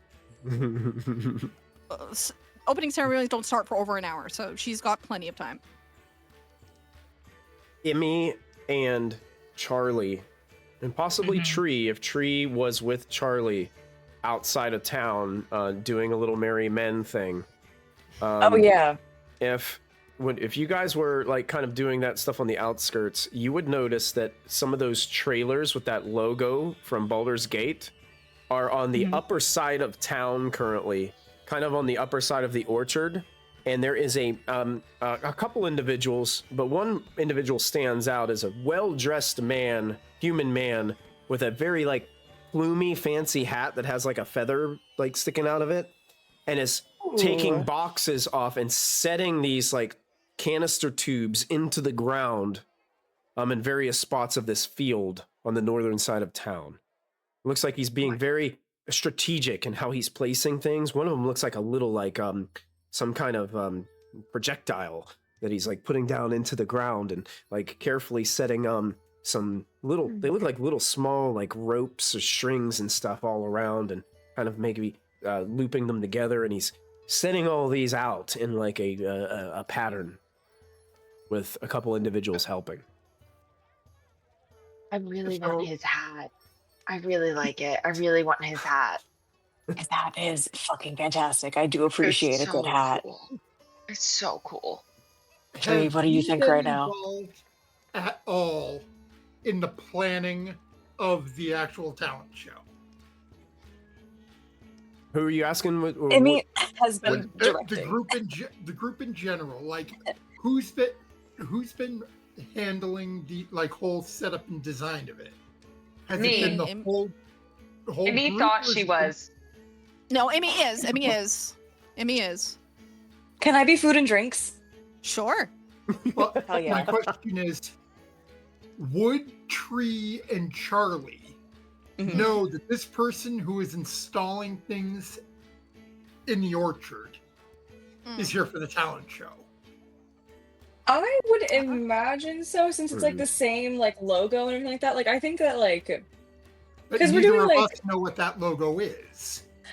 Well, like we've been like checking like I would imagine that if we've been being like the merry men on the highway for the past couple of weeks, that like we've kind of like run into people like who are coming in like because they're here to like set up things for like that stuff. So I would think that we would like give you guys a rundown at some point for what she expects to happen. Also, wouldn't let you guys go blind. Emmy and Charlie are also like on fireworks team, but our fireworks are Right. apparently now kind of paling in comparison to these guys. Yeah. The professionals were Rude. here, so Professional. yeah. The professionals have arrived. I will ask Emmy, Charlie, and Tree to all make insight checks for me. If you want as- to rob them, I'm down. As you guys are I seeing might. them unload these boxes and start setting this thing up. There's nothing. Okay, insight. My insight is I a don't plus remember- 0, so let's see how we do. I don't remember hiring this guy. Chat gift. What was it? A +2, I I think. think you got a +2, Tree. Yeah, I think that's what the chat gift for you was. Are you gonna add it to your? Hey, what are roll? you thinking about these? I'm going to add it to my insight. Okay. Oh no! Charlie does- Oh, no! And that Damn. one. That still gives me a 10. Emmy, I have a question to ask you, and this is Okay. this is going to be you telling this part of the story here. How would you have gotten past Chloe? Some of the tweaking of the budget for this event to make it to where you spent a lot of the budget money on getting fireworks delivered here to Phandalin from a town far away.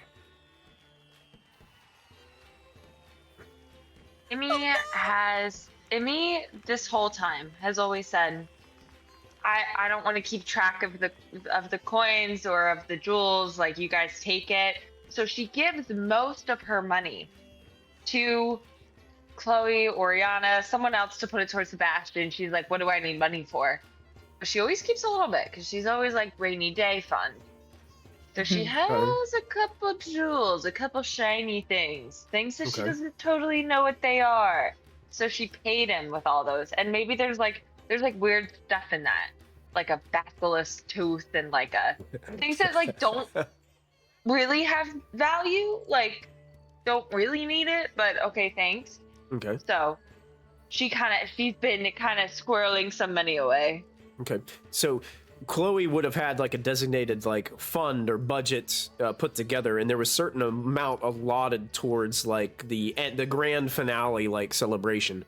And then you just went in. Buffed it with her. You just kind of did on the side. You're like, hey, you just went and you just embellished that with your own funds. I love it. I love it. Yes. Okay, great.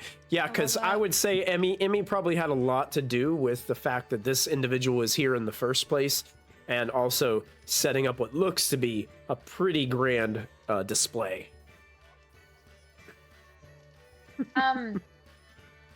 Does it look like it's gonna hit the town, or is he a professional? Looks like he knows what he's doing. Okay, then we're good. Yep. I was actually thinking, I was like, what if he starts a forest fire or something? I But was thinking that. yeah, but while we're here and we're observing him, and I'm thinking he hasn't seen us yet, I know we wanted to take some professional fireworks for ourselves. I know you want his hat, and I don't know what type of gold they've got, but I mean, come on now. I don't know how. True. And Emmy, sorry, I said that while you were talking. If we are close enough, I can just shoot into the cart and bring it here. Just do that. Can you do the hat? Can you bring the hat? Yeah, get the hat too. Get the hat first. Get the hat first. No, I cannot do it to something he is wearing. What? I gotta take the You're hat. like- All right. I feel like we'll find There's the dang hat specific magic items descriptions. It's like, Not being worn or carried. that's right. Okay. Okay. You guys, I will distract him and I'll get the hat. You guys do whatever you need to do to get all the other stuff. later. I mean, I think we're just We don't. yeah. We don't want all because some is for show. Take whatever you want. Take whatever you need. We don't obviously we want to keep most of it for the show, but a little bit, would go a long way with us. So Do you want, is there enough coverage for me to get within 60 feet of the cart? You have some things you can hide behind if you want to make stealth check. Fair enough. I'll be distracting him to help him. Or you're gonna go and confront the individual with the hat? Yeah, I'm gonna go talk to the guy with the hat. I'm gonna talk to him. I'm also before Okay. she starts going over there. Mm-hmm. Because it doesn't cost me anything, I'm gonna cast Pass Without a Trace. To make damn sure. Why not? Oriana, you just got a +3 gifted in chat. Thank you.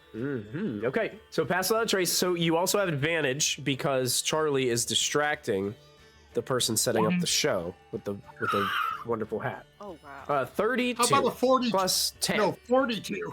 Yep. 42. I Holy don't. crap! I don't think like. He's in a different dimension. I don't think Vecna knows where you went. You're fine. You're hidden from the gods themselves. That's like right, they cannot yeah. see you. You just disappeared. Maybe I'll steal his pants too. I got the hat. They are pretty nice pants. My sticky finger's not that good. But I'll get within 60 feet. Get myself nice and tucked into. Is it like a bush or something that I'm hiding in? Oh yeah, there's several bushes and shrubs in this field that you can kind of hide behind. So There's I'm a part gonna where like there basically- used to be like a fence, and like the fence had broken in some places, and some shrubbery like grew around it, so you're kind of like ducking behind that too. Yeah, perfect. And I'm gonna wait until I see Charlie get up and start chatting up with the guy, Yeah. and take that moment and looking into the carriage. I'm going to basically shoot with an arrow of transport. Okay. Second largest box I can see. Okay. Assuming the second largest box that one of us can easily just pick up and take. Sure. Like he's And- got a box that with 2 guys to move down. Yeah. Don't need that. Firing at that box. Direct hit, piece of cake for tree, staying hidden. That forceful energy just grabs the box, and there it is, right beside you. Take it and disappear my way back to our original spot and let Charlie do her thing. No, Charlie, you're having conversation with this individual. It seems, definitely distracted. Definitely had his focus on what he was doing, and then you came up and started talking to him, and now he's kind of like, you can tell, like you get that. I'm a little annoyed. I'm trying to do something here, and you're in my way and talking to me. Yeah. Yeah, and so like what is your plan here about like forest fire prevention? That's like a really big deal to us here in Phandelver. Phandalin, wherever we are. You know, this place. I assure you, ma'am, I am an absolute professional.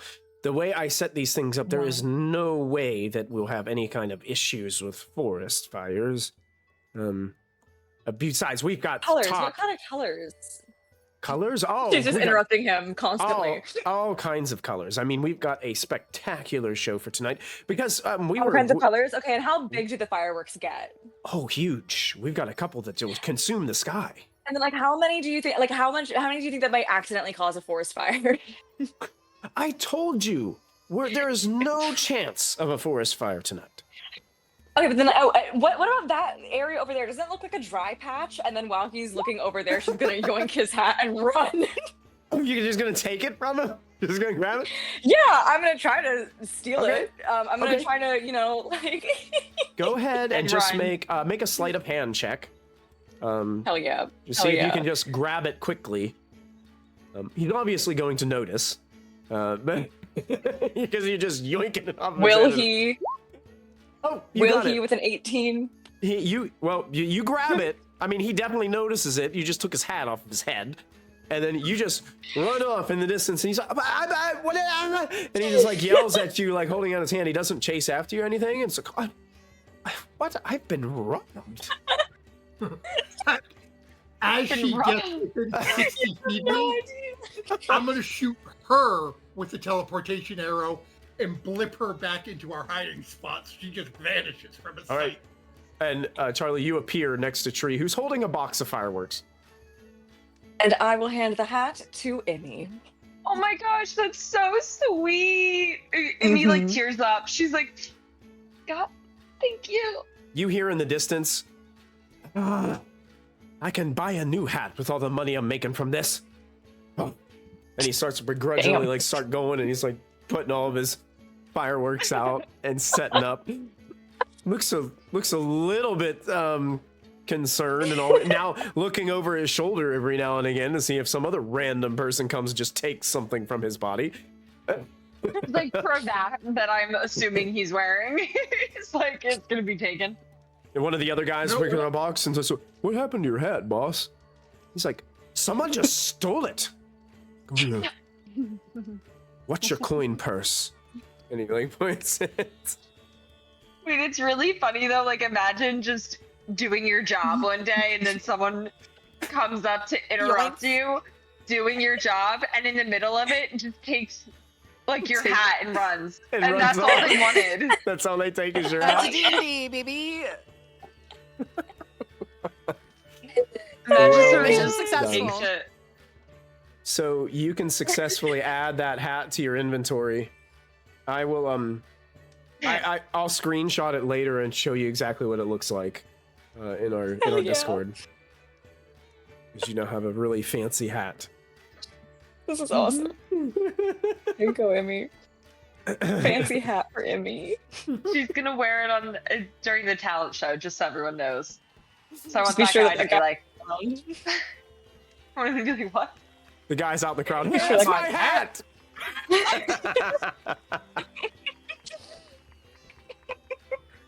Excellent. I love this. So you guys enter back into town after this whole excursion. Tree, would you just be like happily carrying a box of fireworks with you into town as you roll in? How big is the box? Can I store it in my pack? Probably not. It's bigger than that. I mean, it's probably like you're like carrying a box around like this that comes up to like probably your face. Oh, crikey. Yeah. Give me a second. Not incredibly a heavy box, because generally the materials inside for the fireworks are kind of light that they use. What I'll do is let me check the wording on the spell. Things look different. Okay. So I am going to cast Disguise Self. And turn myself into a massively rotund. I guess I'll go human because I'm a little tall to be a dwarf. Okay. All right. So now you look like a human that's just walking around, but I'm picturing picture Violet from like Willy Wonka when she's all blown up. Okay. Like, and that massive belly is right where I'm carrying that box. Okay, got it. Everyone else's illusion is just a big fat guy walking around like, my head right there, and I'm just keeping that box in the middle of the belly. Got it. And praying no one walks into me. Clever. Chloe, Janzel, and Oriana. You guys are kind of meeting together. Oriana has got kind of her materials ready for the talent shows coming up. You see Charlie and Emmy approach with a strange, large man, and just walking together. And Emmy has a beautiful hat on as they approach. And you guys are reunited here at the town square. Who to rob? How much? Huh? What? Yeah, what? There's You've nothing. been marrying men for like 2 weeks now. No. No. No? I am human. I go to inn. Oh, okay. Yeah. No, go to the castle, human sir, to put some. Never mind. Actually, go to the inn. I don't know what I'm talking about. Okay. Yeah, he's our new friend and he was helping us. Right. So you sound crazy, actually. Yeah. Where did you meet this new friend? What? Oh my On the gosh, highway. what is this? What is this? Am I on trial? God! And she storms away. Oh my goodness! Oh my goodness! I was just curious who the new guy was. I'm pretty sure that's Tree, honey. You notice the huge fat man is already gone. Like, he's not on the road anymore. He's just fast. Really fast. To be that fast. Excellent. So how's setting up for the talent show going? Harbin is testing my patience. I'm a little stressed, but things are going well enough. Yeah, Well enough. well enough. And one of the How are first you, people Ori? to go in the talent show is rushing up to you now, Chloe. Toblin Stonehill, which is actually the owner of Stonehill Inn, the main guy who owns that, is rushing up to you with a giant crate full of things that are rattling inside. Sounds like, if you had a crate full of pots and pans and dishes and stuff, that's what it seems like. Yeah. I am so sorry I'm late. I've got all my materials ready for the talent show. How long do you need to set up? Oh, it shouldn't take me that long. I need times, honey. I just got and he holds up and he's got a tankard that he's holding up. I just got some of my supplies from the bar.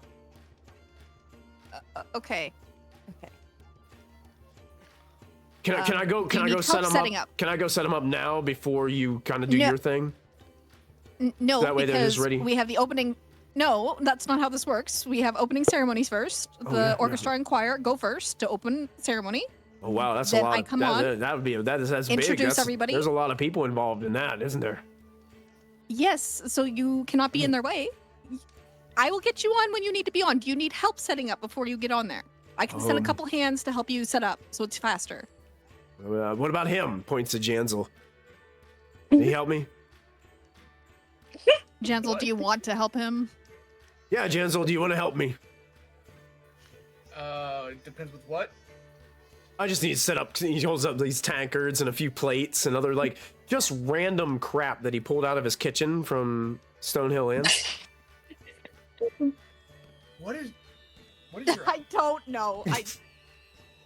That's so funny. He also has 5 minutes. I didn't question when people signed up. I gave people the allotted time they signed up for. Did you need more time? Because if you need more time, it's too bad. 5 minutes are it. Oh no, I've got it all planned out. It's gonna be a hit. Okay. In Perfect. 5 minutes, Love that. you get thrown off the stage if you're not done though. What if the crowd's really enjoying it though? Would you want to throw me off the stage if they're really getting into it? Throw me off the stage? No. That was a Harbin. No, Harbin was the exclusive because he's been testing my patience for weeks, and I've been wanting to do that anyway. You don't want to throw everybody off the stage if they go over? I will. No. It's okay. It's okay, everybody. It's okay. No one is being thrown off the stage unless they're being belligerent about it. Okay? Can you throw me off the stage as part of the bit? I mean, if you want to, I could show the audience as this was what happens if we don't follow the rules. If that's the way you want to go with things, that wasn't in my script, but I guess I could put it in. That's funny. Do you want to land safely unharmed, or do you want scrape bruises? What would you like, Charlie? Dealer's choice. Oh my god. Okay. Surprise me. This is crazy. It has to be okay. Throw you into a tree, correct? No, there's haystacks over there. Do not throw her into a tree, please. I will aim for the haystacks. Offer haystacks. to fetch, but Actually, never mind. I don't have a question anymore. Okay. Yeah. Gotcha. We'll integrate Gotcha. that into my act. Okay. So we're gonna go ahead and jump a little bit ahead to the beginning. The opening ceremonies are getting ready to start for this talent show. So, Chloe, what in your mind? Go ahead and paint us a word picture of the opening ceremonies, and if there's a part where you wanted to MC or get up on the stage and say something to address the audience, which is a packed festival. People are everywhere with food, drink, and just having a grand time here in Phandalin, celebrating the victory and defeat of the terrible mind flare ritual. So the orchestra starts first, and I think vocals will be added like with the choir, like probably like as it like crescends to like a high point. While this performance is happening, it's obviously very like triumphant, cinematic, like you feel good hearing it.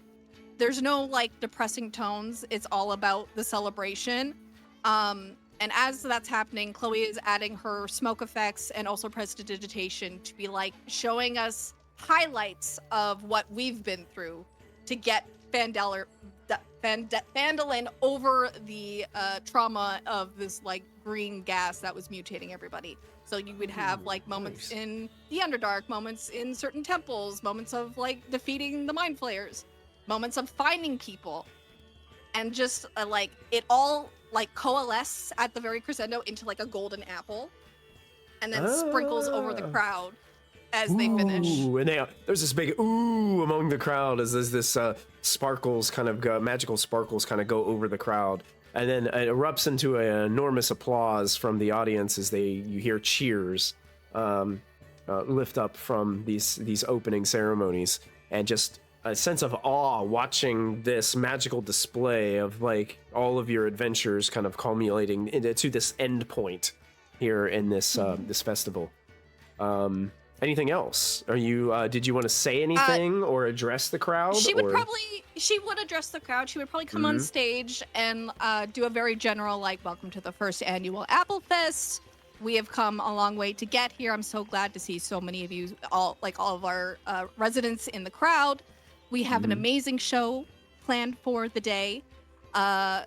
Please welcome to the stage first up whoever was like first. And she would go through like in between each like performance, she would come back out, compliment the person, and then just like gesture and describe who's coming on next. Okay, perfect. So Toblin Stonehill was the barkeep who said he was first on the list. So he kind of comes up quickly, and he's starting to put out all these like tankards and plates and all kinds of just things that he found in his kitchen. And he steps onto the stage, he kind of wipes his hands and gets his apron out of the box, slides his apron on and ties it behind his back and wipes his hands on the apron. He says, all right. This one's for anyone who's ever said I make too much noise in my kitchen. Oh. And he smiles and looks at everybody, and everybody starts to like whisper amongst each other. He grabs a tanker and taps it like this is an experiment. He taps it a couple times. It goes clink, clink, clink. Then he sets it down. And then, like a percussionist, like a drummer, he begins to play pots and pans with silverware in a perfect rhythmic pattern that would make a beat that kind of goes with some of the music that's been heard across the town. And he stomps his foot, he slaps the side of a keg, he spins a plate with one finger and strikes it with a spoon in perfect time like a cymbal. And then the rhythm builds, it's faster, it's louder, until the entire crowd is starting to clap along with him, with that beat of him kicking the box that he has like beside him. And he's like, come on now, you've all had enough ale to keep up, keep it going. And you guys got this like rhythmic beat going on the whole crowd. Mid-performance, he tosses a mug up into the air and he tries to catch it behind his back. Doesn't come close to his hand and hits the ground and shatters, and whatever there was like maybe a little liquid in it that was kind of pouring out as he threw it up in the air. The rest of it just shatters all onto the floor, spilling it everywhere. He freezes. The beat stops. And the crowd begins to just erupt into laughter and cheers, throwing things up in the air too, trying to catch things behind their back as well. No. And he raises his arms triumphantly and says, "That was intentional!" And then he stands up with a cheer of the crowd. He bows deeply and he looks at you, Chloe, and says, "See, told you I'd be done in 5 minutes." Yeah, and now I need another 2 to 3 minutes to clean up your mess. Thank you for that. Off the stage. He starts packing up his stuff. He picks up the box, turns around, almost slips on the ale that's on the stage, and he starts to like hurry himself off with all of these. There still are some pieces of glass from the spilled a broken mug that's laying there on the stage. But yeah, that was his performance. Give it up for that performance of a mess. Yeah, the crowd. And I would think maybe one of them. Well, I would think maybe one of the members of your party would be second up in the showcase if anybody would like to go next.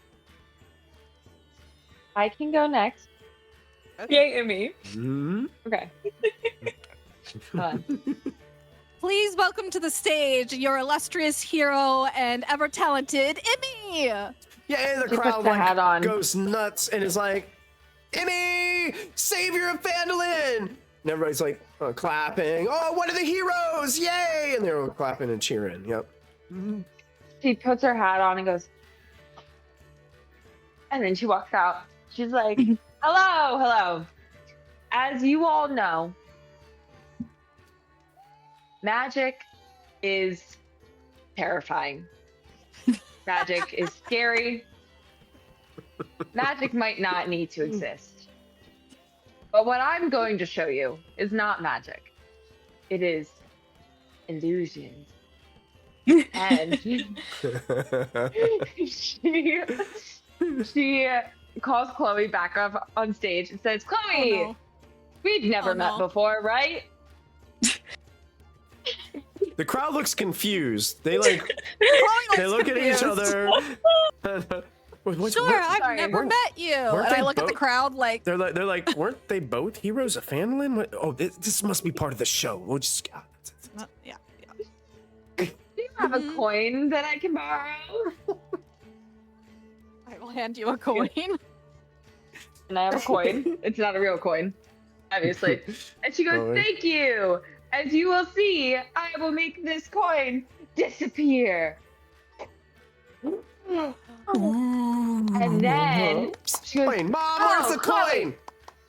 You have something in your ear. Oh no! What? It's a coin. Ooh, the crowd erupts with oohs and ahs and applause. But it might not stay here for long. Where is it? And then she puts it in her pocket. Some like kid in the crowd's like, I don't understand how it happens. And then she kind of goes like shoots Chloe off stage and is like, thank you so much. The coin is now in her pocket. Okay, you're not getting that back. Chloe, that's fine. I will learn that one. She said, says, please give it up for my assistant. And to the right, there's little gnomes that you've never seen before. There's one gnome, and he's pushing out a big box. You don't know. Oh no. He's pushing out a really big box. Like it's way too big for him. It's probably 6 feet long. The gnome looks at you and says, hey, you got my money? I give him Chloe's coin. I go. Puts it in his pocket. For my next trick, I will cut. What's your name? Dwindle. Oh, Dwindle in half. What? She's like giving she's. You didn't try once. Don't worry about it. Get in the freaking box. So you're gonna cut me in half? Trust me. It's illusion. I'm gonna want more money. Okay, fine, whatever. I'm pretty rich at this point, so get in there. You're not really gonna cut me in half, right? I can't. Oh, maybe. I will. So then he gets in the box. It's like a 6 looking at the foot long time. Get in the box. And like a 6 foot long box. And he gets in it, his head's in the top, she closes it over him, feet come out of the other end. Now, as we all know, we're all smart, we know Gnomes are not that tall. He's only about 3 foot, maybe max. And she takes out her scimitar and cuts in half this box and pulls it apart. It's the crowd insane. goes, "Oh no, she hurt the gnome." Wiggle, tell the people you're okay. I'm fine. And now I'll put him back together. And then she swings him back around and then lets him out. He goes, he like looks around for a moment and then sees the crowd and goes, "Look at me! I'm not cut in half. I live." Yay! Good job! Yay! And that. Wendell starts to smile and starts bowing and taking a bow. And he says, and that real magic. And bows. Emmy the hero wizard! Emmy the hero wizard! They all start chanting. No.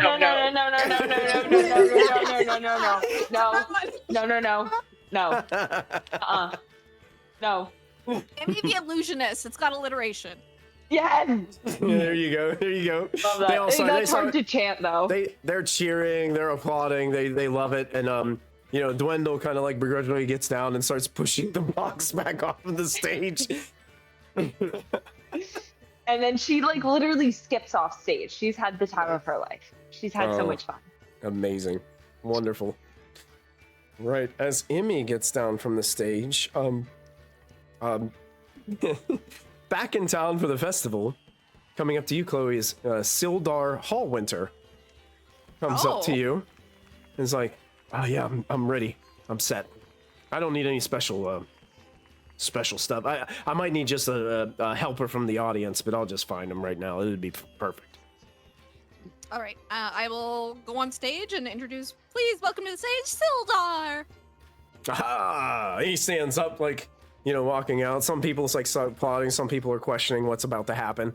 Sildar steps forward and with this kind of like, still like a quiet dignity about himself, and the crowd is like starting to settle immediately as they're like in awe of what's going to happen. He says, "I'm no performer," and then he draws his blade with this metallic whisper. "But I will offer this as tribute to those we lost and those who stood." And he slowly begins these measured like movements, like he's like showing like how he would like train. Yeah, kind of like this almost like dance, like combat illustration to the audience Blade as he's fall? going around. Yeah, kind of a little bit, yeah. And he's making these measured movements, and strikes are precise as he's carefully doing these. The blade arcs through the air with this like controlled, elegant pattern. This guy's pretty good with a sword. Then he begins faster and he spins, and with a flash of steel like catching the firelight, you guys all see like these glimmers as the sun is beginning to kind of, get to that point where the fires are starting to illuminate the areas around you.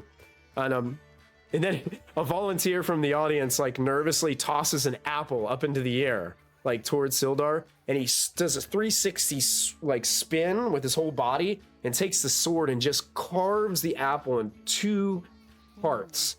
And with his other hand reaches out and grabs the top half while the bottom half hits the stage and just spins in rotation for a moment.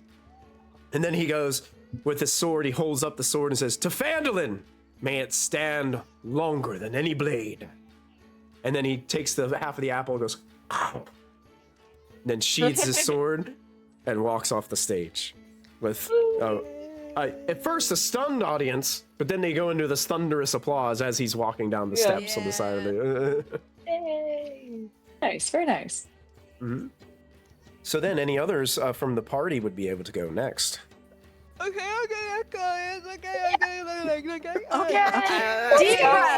Deep breaths. I will go on stage. Let's go. Give it up for Sildar. Beautiful and tributational performance. We love that here.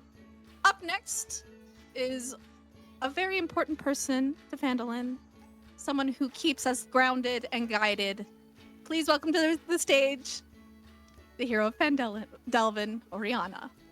Yay! yay! Applause erupts, cheers go crazy.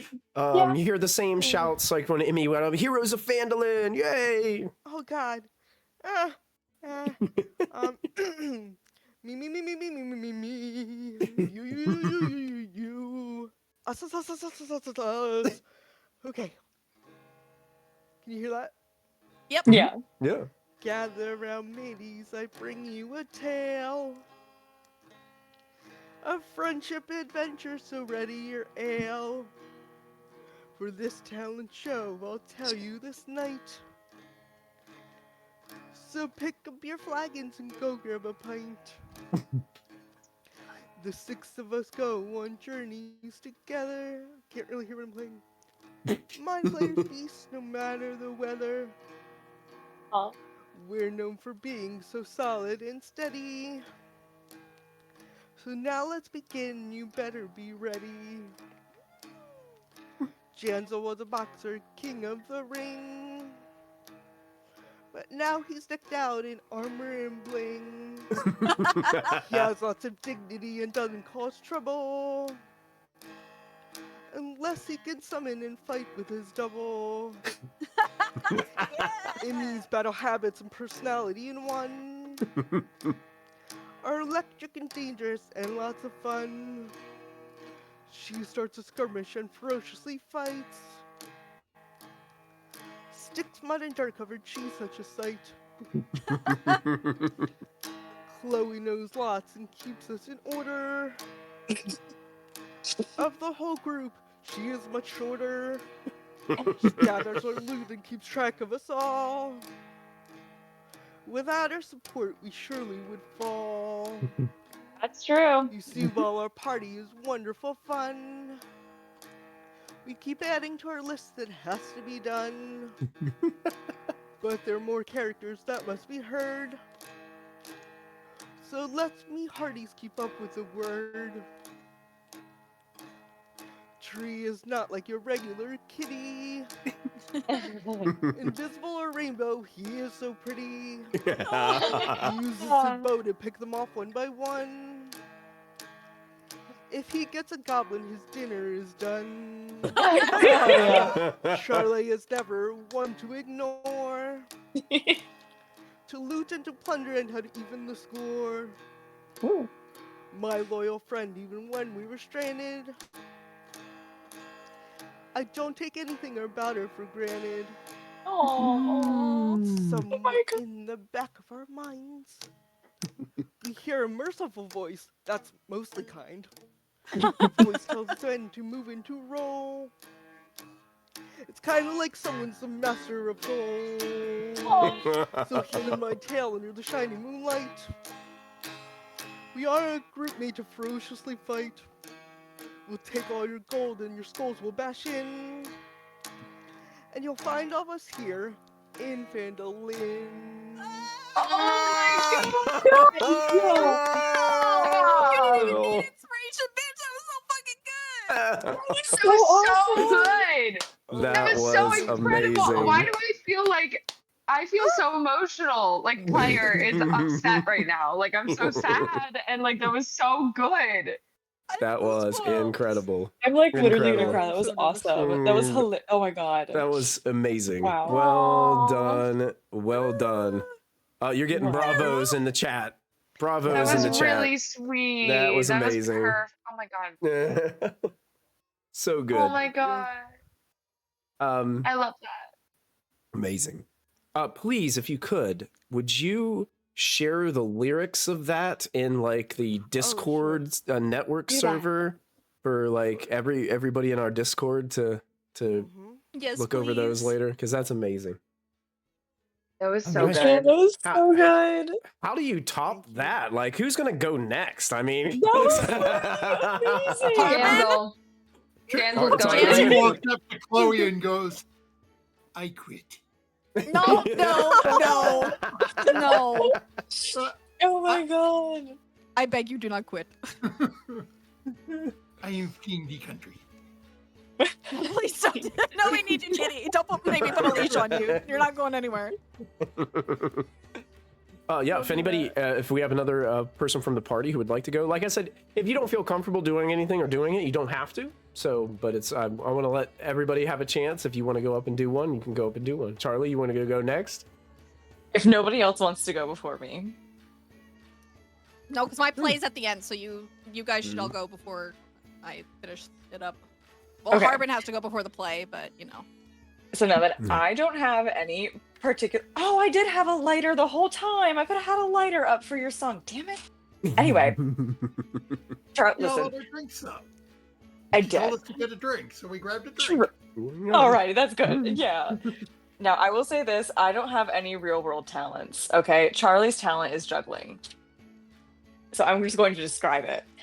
Yeah. Charlie, okay, following that absolutely fantastic stellar performance, okay? I imagine that Charlie kind of like comes out with little Carp, and Carp is like her piano player. This whole bit is going to be a mime show in a sense. Carp would come out and play like a little jaunty tune on the piano, okay? Charlie's Important question, Charlie, before you go further. Is the piano the one from your Bastion? Yes. Okay. Noted. Very important. Yes, it is. Yeah. Because I need it for... Yeah. And Charlie, at first in her bit, okay, because we've got the jaunty little piano tune, I feel like the music really helps with the comedy, so this is going to be really, I'm going to describe it, and it's not going to be funny, but imagine that it is, okay? I picture she comes out first with a bunch of apples, and she's kind of like, ooh, juggling. Ooh, I just threw something at my own face. That's actually exactly what Charlie would do. And then she kind of like juggles. Bounces off of Charlie's face and rolls across the stage. And she's kind of juggling the apples, and she's not doing a very good job of it. They kind of keep on falling and stuff like that. And I feel like it gets to a point where the audience starts actively booing her. And then eventually, I just realized that I cut out my MC opening. That's okay. I just started going, and I never stopped. Anyway. Just go. Okay. Tracks for Charlie. That tracks. I think Chloe was too emotional after Oriana's. I was like trying not to cry and show her running makeup on stage. Taking the time fixing the makeup. That's right. Like, okay. Yeah, fixing her gothic makeup was like black all the way down her chin. So she's juggling these apples very poorly. Audience is booing. She drops all the apples. And then at a certain point, she turns around and she grabs from behind her little box of wonders and pulls out a giant bottle of what, is clearly rum. And at that point, she chugs probably a good half of it. She does chug the entire bottle, but she keeps the other half in her mouth for her finale. And then she pulls out from behind her back her knives. And then she starts juggling her knives. And the people are scared. Yeah. Like the people in the front row, after seeing what you did with the apples, are terrified. Oh, yeah. So she's juggling her knives flawlessly. The knives are juggling perfectly now that she's had a little bit to drink. And I think that like at a certain point also for like her, she's doing tricks with them. She's like juggling like 2 or 3 one-handed, like she's doing a whole lot of stuff with them.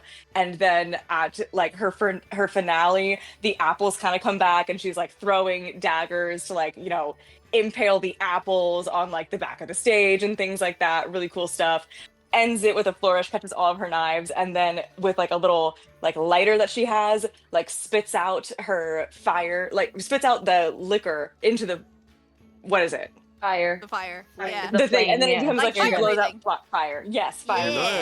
Yeah. And then she bows with a flourish, and that is, and it should end there. And then I think she kind of like gets swept up in the applause and keeps going and starts juggling more time. Okay. At that point, she's going well over time. I go up and the MC goes up and pushes her off. Oh. Yeah, the crowd were definitely impressed, especially when that gaunt of flame came from out of your mouth. They went, ooh, backed up a little bit, but then started cheering, From emotional to spicy. Give it up once again for Oriana and Charlotte. Sorry. Did not mean to cut. Sorry that I cut out the MC thing, but it was just like, okay, I'll go and start describing it. Okay, I just don't know how much time Harbin is actually going to use. It's not your fault. It's his. Okay. I was also apologizing out of character for fucking up our entire flow that we had going on here. No, not at all. Not a big Sarah deal. / Oriana We're just kind of passing it in real around. life, so... Okay, good. I would say I'm not going to describe all these, but there are a few other performances that happen at this instance. Like one is, you remember that little kid Pip that you guys wandered around with and stumbled upon that? He comes out and pretends to be a dragon for like 2 minutes. And everybody is just like, oh, look at that cute kid. He trips and falls, and then he gets back up and says, and it's just like a cute like little thing to break it up a little bit. But then it's one of my Bastion people, Yumi. I think she's like doing like a mini fashion show. Nice, yeah. We could have like a fashion show going on. So there's a lot of things going on in between like all of this. So it's not like just you guys, but there's a lot of other people participating too. Who else would like to go?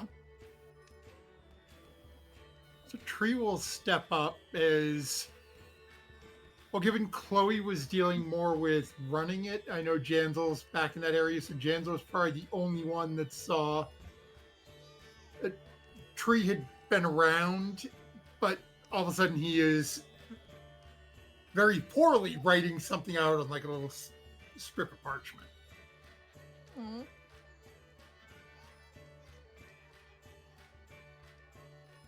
At some point, whenever it is, Tree will step out or will go up next once he's introduced. And okay, yeah. Please welcome to the stage our perfect hero, Tree. The crowd erupts. You hear a child say, "That kitty's all kinds of different colors. Looks like a rainbow."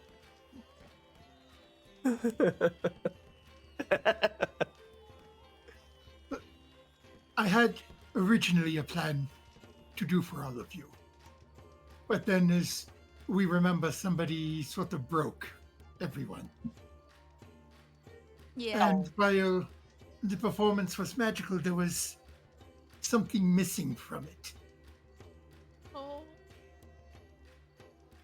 I died. And someone brought me back. She was up here earlier singing about everything that we have done, but did not talk about all she has done for all of us. Oh. She has literally saved my life. She has saved many of you. She is the emotional center for us. Someone needed to say that too. She did not. Did not. And Tree will give a little bow, and then as it's getting a little darker, we'll sort of just fade back, and then I'm going to try to hide and just take off. I will, as you're fading away, I will prestidigitate like the image of like a sparkly Oriana like saving Tree's life. Like I want to recreate that moment. Oh, nice. Yeah, the crowd, like, they were stunned a little bit when you first started this, but as you kind of fade off, you hear just like people cheering Oriana's name in the crowd. I feel so emotional right now. Oh, geez. I think Kristy, did you say you wanted Harbin to go before the ending performance, before your musical yes, number? Please. Okay. Yeah. So Harbin, after like the whole crowd is like,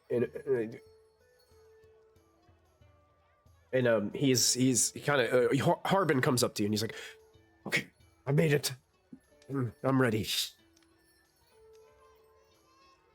Please welcome to the stage, Harbin. Few members of the audience clap. You hear some murmurs. People are wondering what Harbin's doing up here. People of Phandalin, friends, citizens, visitors who are legally permitted to be here. We gather tonight under favorable skies. Yes. Favorable skies, not completely consumed by green fog, to celebrate a most momentous occasion. For you see, not long ago, our humble town stood on the precipice of, well, you know, something really bad. Like, really, really bad. In fact, unspeakably bad. But thanks to, he gestures wildly like towards you, Chloe, and the rest of the party, like nearly dropping some notes that he has kind of like tucked in his sleeve, like he's got like backup notes ready if he needs them. These individuals, yes, these brave and remarkably well-armed individuals, we are still here thanks to them, alive and well and thriving, living on here in Phandalin. Now I, Harbin Wester, your appointed town master, might I add, always have complete confidence that everything would turn out fine. Absolutely not a single doubt whatsoever in my mind. Not even when things were at their worst, which I handled administratively, of course. But tonight is not about me. Not about me at all. Not about Harbin. No, not this guy. Tonight is about celebration and community. It's about shared resilience in the face of, well, unspeakable horrors, to be honest. So eat, drink, be merry, spend lots of coin on other things other than the free stuff in the street. And enjoy the talents of your fellow townsfolk who are bravely volunteered to perform in what I am assured will be a safe and mostly controlled environment. Looks over at you, Chloe, raises an eyebrow. Let us give one more round of applause to our heroes, and starts clapping towards you, Chloe. Okay, I'm gonna... May their courage never falter. May they remain available and close by should anything else ever go horribly wrong, right? And gestures toward the crowd, and they all start cheering. I'm gonna get up on stage with him. Harbin, thank you so much. It's so crazy that you mentioned us being nearby. I mean, aside from us putting down roots and having a mansion here at the manor, I would like to formally announce my campaign to run for mayor, effective immediately. Mayor? But that's an election for next week. Please get off the stage so the performers can set up for the play of the As evening. you're pushing him, I guess Jansel's like grabbing him too. He's like, thank you, enjoy the festivities, and please, no fires near the stage. This is a wooden structure. It means like running around in the back, like going like this, like, close mayor, close mayor, close mayor. Oh, people in the crowd start chanting. Harbin is sweating as he's being drug off the stage. As this news has surprised him. Vibe check at the crowd, like, how were they reacting to his whole spiel? You don't even have to really roll for this, Tree. You get the idea that his leadership probably in this town had dwindled a long time ago, and it just took something to give him a little nudge out the door, which, saving the whole town would probably do. Yeah. You get the idea that, because he was pretty, when you guys first met him, he kind of locked himself away and was kind of a complete coward, and he's just trying to, Chloe's been doing all the work Safe since face. she got here. He stopped doing his job. He wasn't He doing didn't his even do job. anything administratively. That's right. But he goes off to let the stage clear for the kind of closing performances here with the musical happening.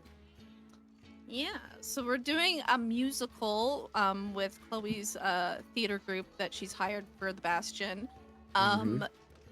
This is for anybody that has ever seen the anime or on High School Host Club.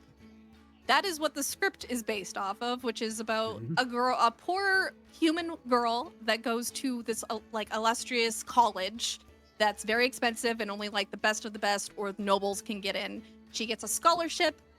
She is mistaken for a boy and ends up getting pulled in with the 5 princes of the university and has to she ends up breaking one of their like really expensive vases or artworks, and she has to pay off that money. And to pay off that money, she has to work as a host, pretending to be a boy, to host the ladies of the university and give them attention. And through the play and the musical, they learn about friendship, they learn about love, they learn about what it's like to be a student at this university and the trials and tribulations of just like common mundane things. Nothing magical or crazy. It's just like typical high school drama, and it's like the refreshing story of youth. And it is a musical, and I guess this is when Chloe's gonna figure out that the piano has a few missing keys. Thankfully, there is an orchestra to help like compensate, but that is a big issue. So yeah, that's what's happening. She wrote the stage play. She is not performing in it. She'll help with like effects with prestidigitation and smoke, but she is letting the theater group perform it. Oh, and it's a flawless representation, except for the piano keys being missing. There are some notes that just go missing from, but like you said, because there's a full orchestra, kind of masks it a little bit.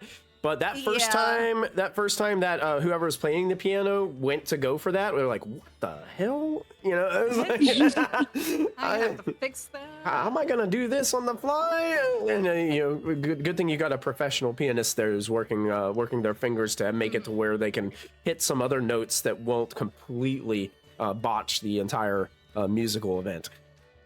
And when the final and ensemble song plays at the very like crescendo of it, I feel like that's when the fireworks start going off as like the final performance of the night.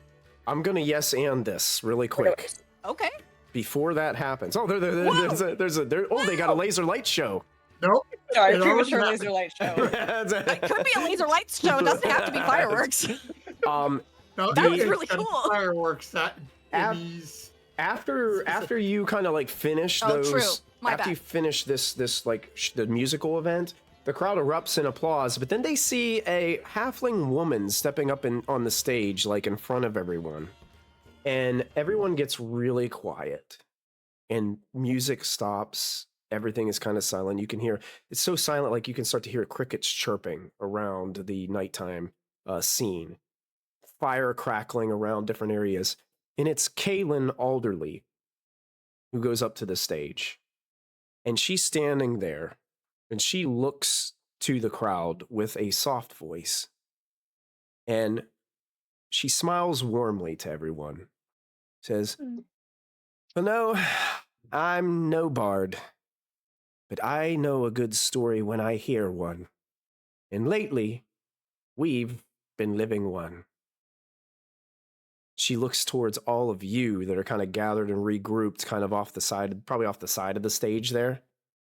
And once, not so long ago, and she's still looking at you guys, a group of strangers came into our little town. Came into my life. Mine and Carp's, and she looks over to Carp, who's down in the crowd. Some of them quiet. Some of them loud.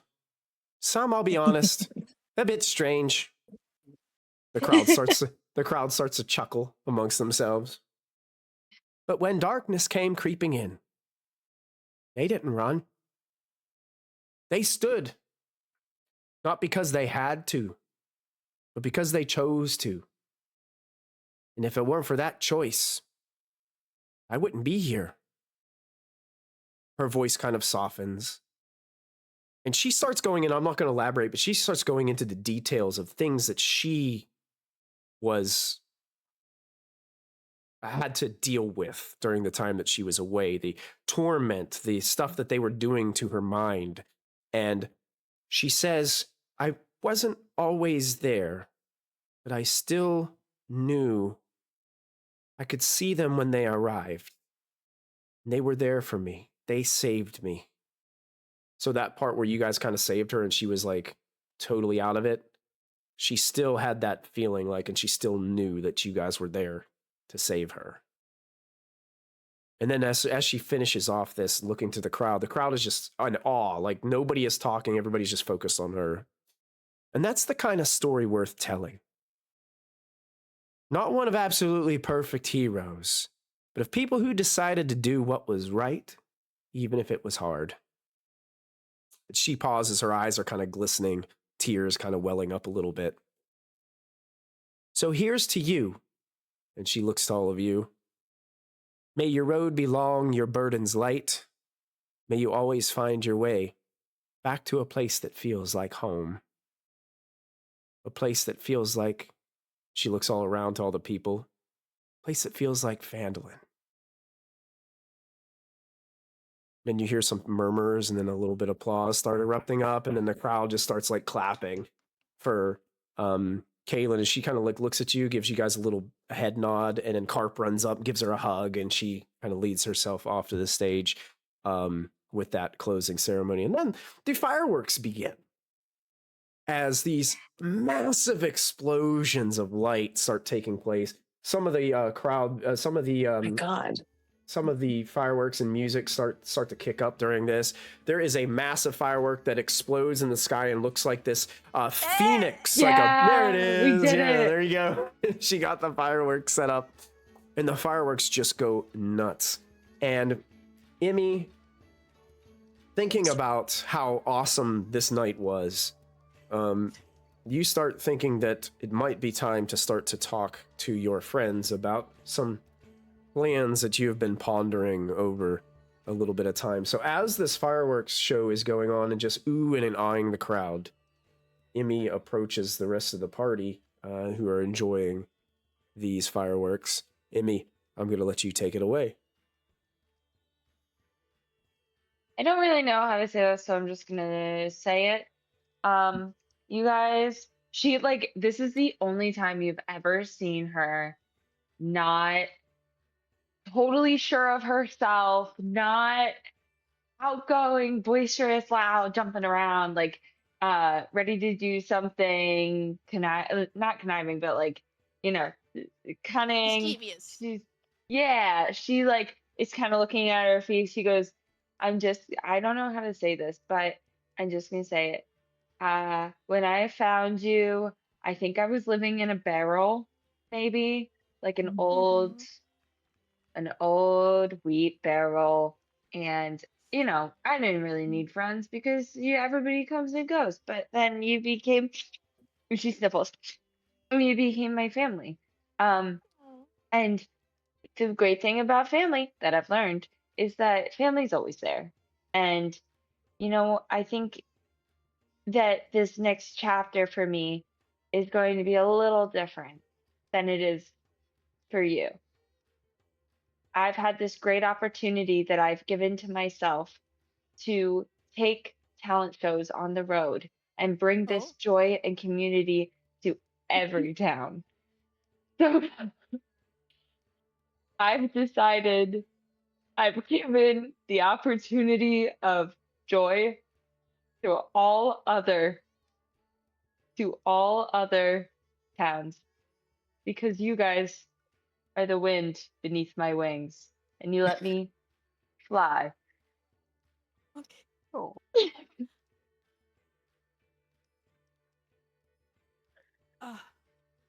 Wait, so you're just gonna go? Like, no plan? You're just gonna go? No, I have a plan. I'm gonna steal one of that guy's trucks. Oh, sorry, one of his wagons. It already has my colors on it. Oh, I see. Yeah, and I think that going to probably devastated places is the best bet because that's where people are most hopeless and that's where they need talent the most. Okay. I understand what you're saying. That's a good Give Emmy dream. a hug. Yeah. You are not leaving right this second, though, right? You're not just. I just thought it would be poetic if, I rode off into the fireworks show. So you're leaving right You now. know what? Honey, I would love that for you, but can you give me 2 hours so I can get you a pack to go with you of money and the supplies and maybe a pamphlet for your I'll building go your in the talent morning. show. I'll go in the morning. But if anyone asks, it was tonight and I rode off into the fireworks. Of course. You weren't going to get through where they were launching the fireworks, though, right? Because that might not have been a good idea. And that's where the wagon takes me, Jansel. I don't think that's I don't know if you would have a wagon afterwards, though. If that's where the talent show gods want to take me. Okay. So I'm Oh my gonna god. go spread joy in community. I will. Fireworks. We can set some up in Morning Point. Yeah. Oh. Okay, yeah. Okay. Wait, what? I don't even know.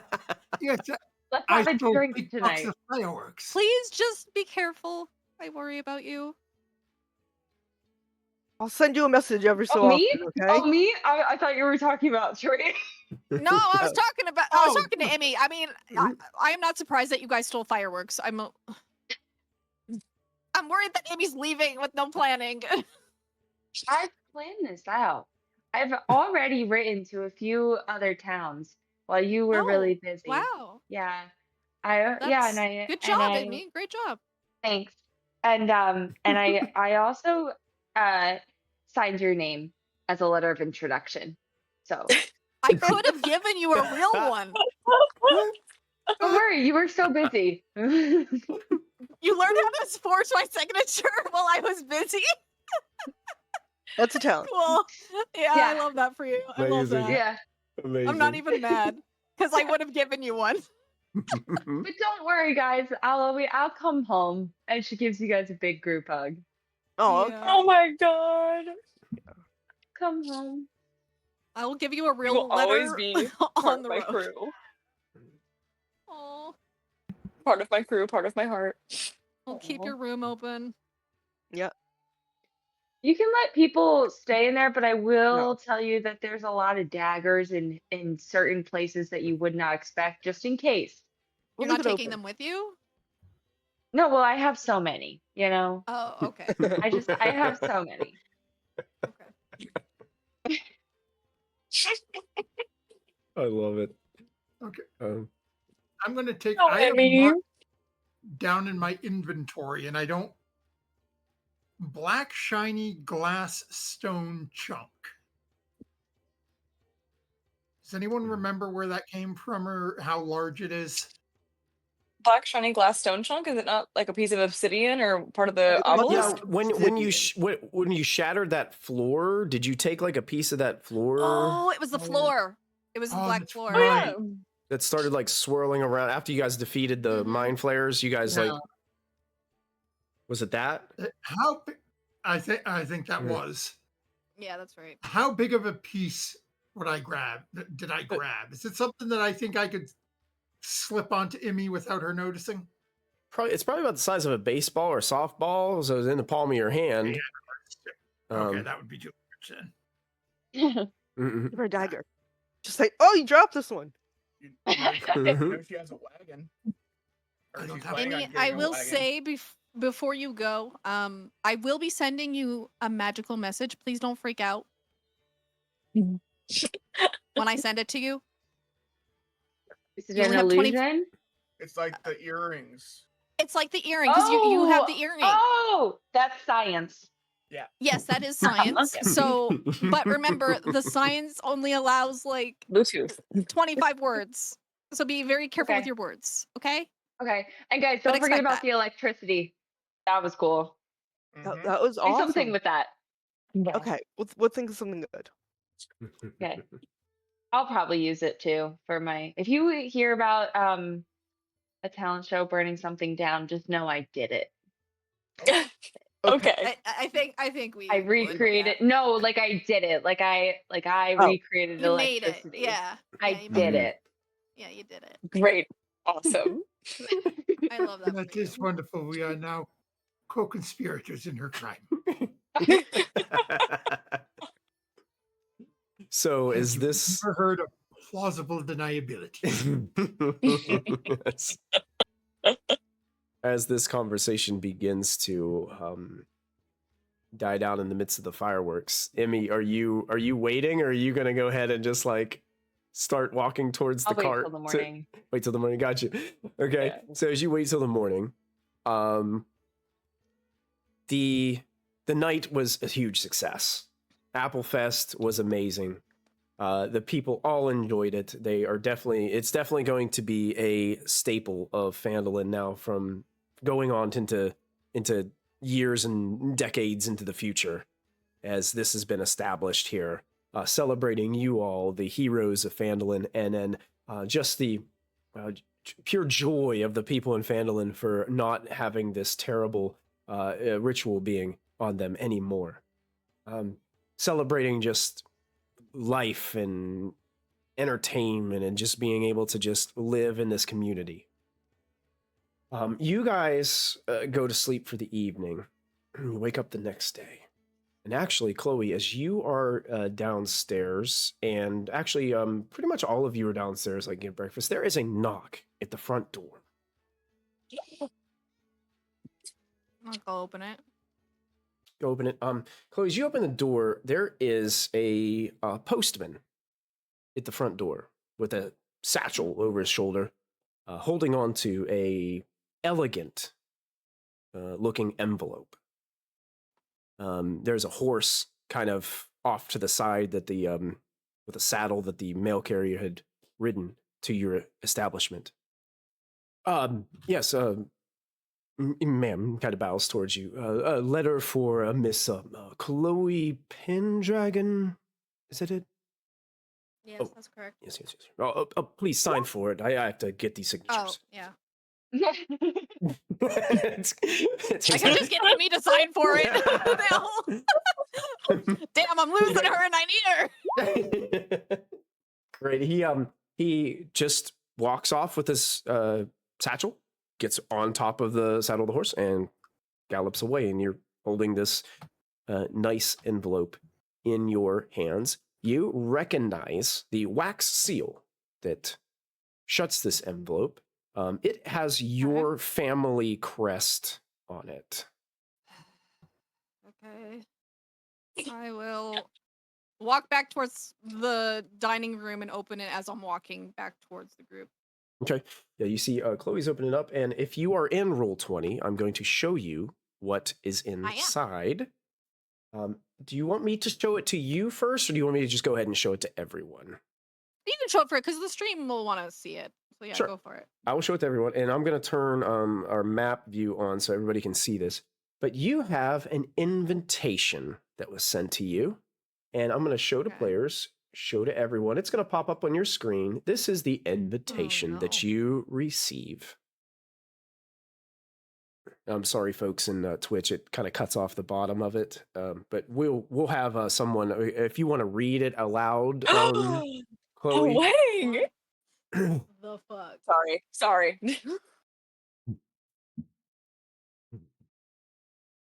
I know some of the words might be they're scripted in fancy print, so it might be kind of hard to see some of them.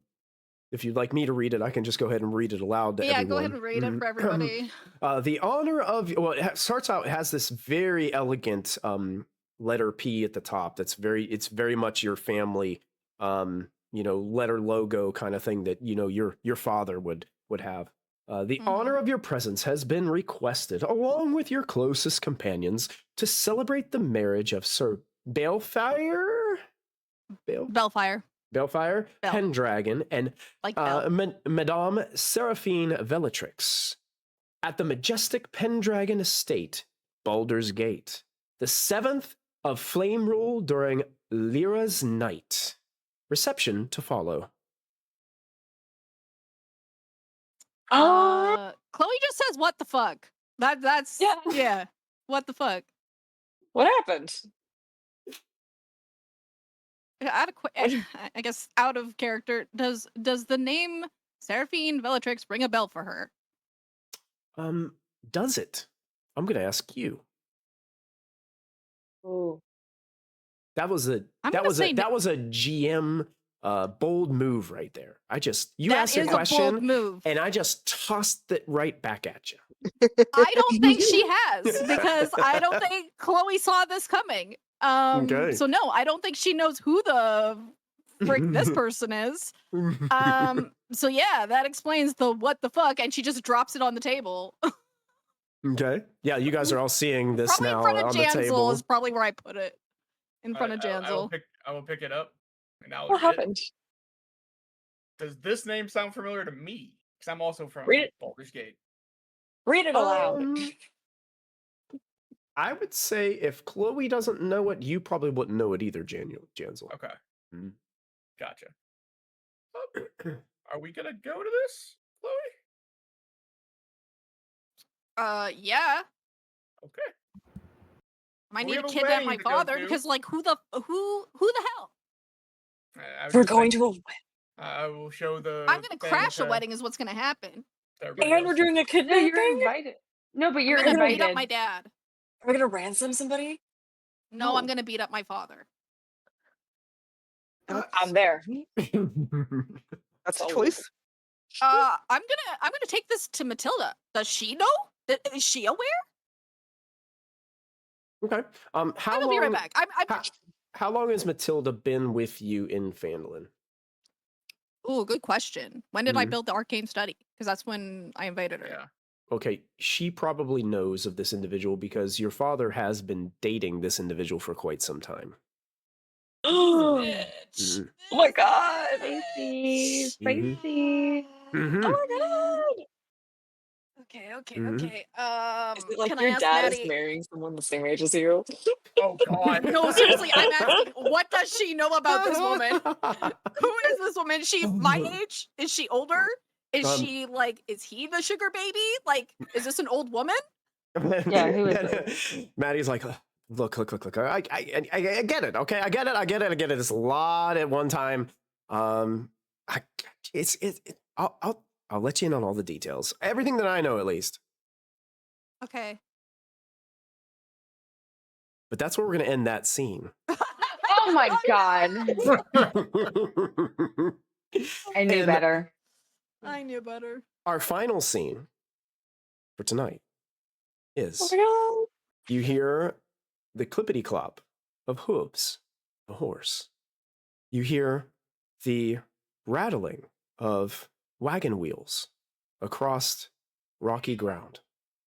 And you see, peering over her shoulder, looking back out of the covered wagon, is an image of Emmy, looking out of the back of the wagon and just looking at the town of Phandalin, just getting smaller and smaller in the distance as she continues to ride over the nearby hillsides and away from Phandalin and away from her friends.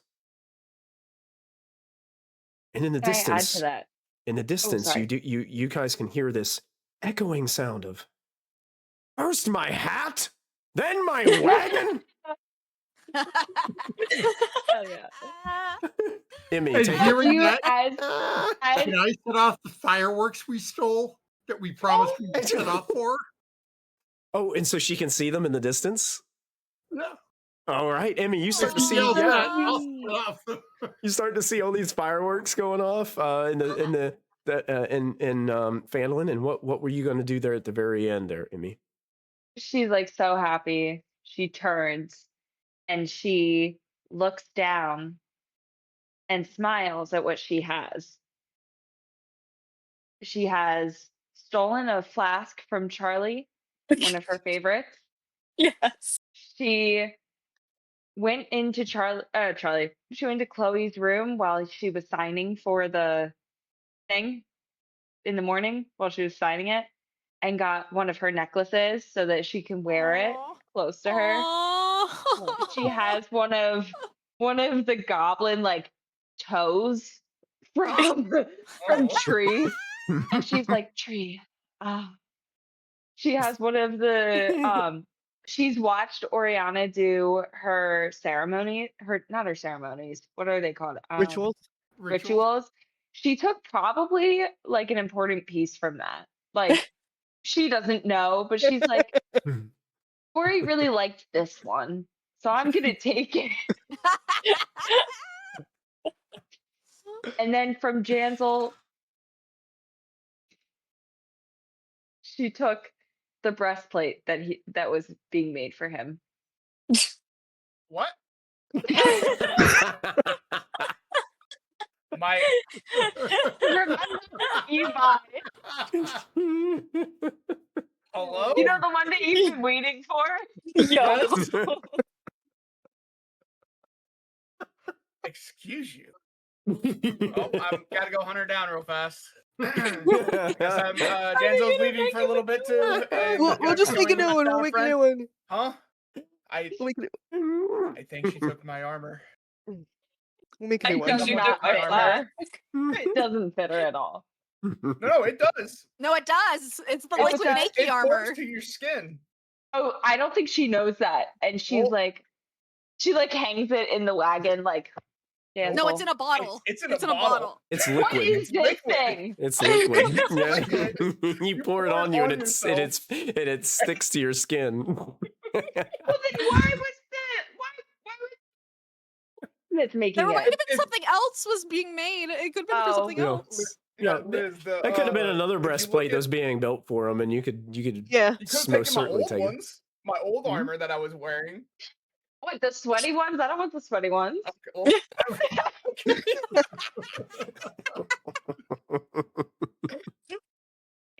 We'll figure it out. Yeah. yeah, but That's Liz, okay. if you look at Janzel's art, the new art, he doesn't Yeah. have he doesn't wear armor. He just has like this like bronze armor plating on his muscles. That's what Yeah. happens when he pours that on himself. It like forms to his skin. Holy hell. Okay. Yeah. So she That's cool. definitely doesn't know how important that is and does not take Mhm. that. She probably takes one of your old things and is like, Okay. I'll get this. I'll get it dry cleaned. There you go. And get it dry clean. Perfect. I mean, you could Excellent. take my shield or something. Yeah. She has something. Mhm. Probably a shield. And Emmy, I'll just add one more thing. As the cart is pulling away and you're just looking at all the things that you have stolen from your companions, you look beside you and you see that they did have a few boxes of backup fireworks Oh my in god. this cart. Mhm.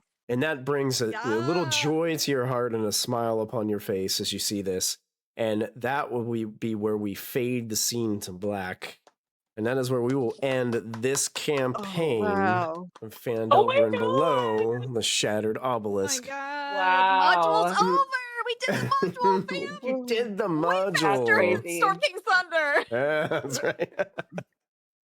Wait, this is Now so we much get to faster. crash away. Yeah, but now for our friends in chat who we are going to continue with these characters. Emmy is going to be stepping aside. Liz is going to, life things happen. She's going to be stepping away Life for a things. while.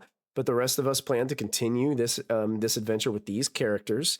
As now an invitation to a wedding has been sent, and it has sparked up some interesting questions that we'll have to unpack when we return. We're going to take some time the off, but in drama. the meantime, we might have a few fill-in episodes of some exciting things that happen on Friday nights. We'll keep you guys posted in the Discord of that as well. Oh yes, tons of family drama. We got to have it. It's going to be great. Mhm. Gonna be great. But yeah, so thank you guys all for tuning into our finale of this this module. It's been fun to run. Maybe what we would do before we get back, Kristy, maybe I can get with you and we can do like a Mystic Hour where we can have everybody. If you guys want to grill me on Yeah. questions about what happened behind the curtain and stuff, or if you have any questions about what would have happened if I did this, or stuff like that, Yeah. and then you guys can kind of like talk about your experience playing your characters through the module. That would be really cool. Yeah, we I would can like to come back for that. Well, yeah, we can totally do it Sorry. on a day where on a night where you're available, Liz, so we can kind of communicate. That would be so cool. Oh, okay, yeah. Yeah. I'm Cool. sorry I interrupted you. No, you're fine. You're fine. I think that's all that I have to close this off. But thank you guys so much. Those of you that watched on YouTube, thank you for following this adventure and this module. Stay tuned and continue to watch as we go forward and see how these characters continue to grow. Don't forget to add your proficiency bonus. And we'll see you all next time. Good night, everybody. Good night. Love you. Bye.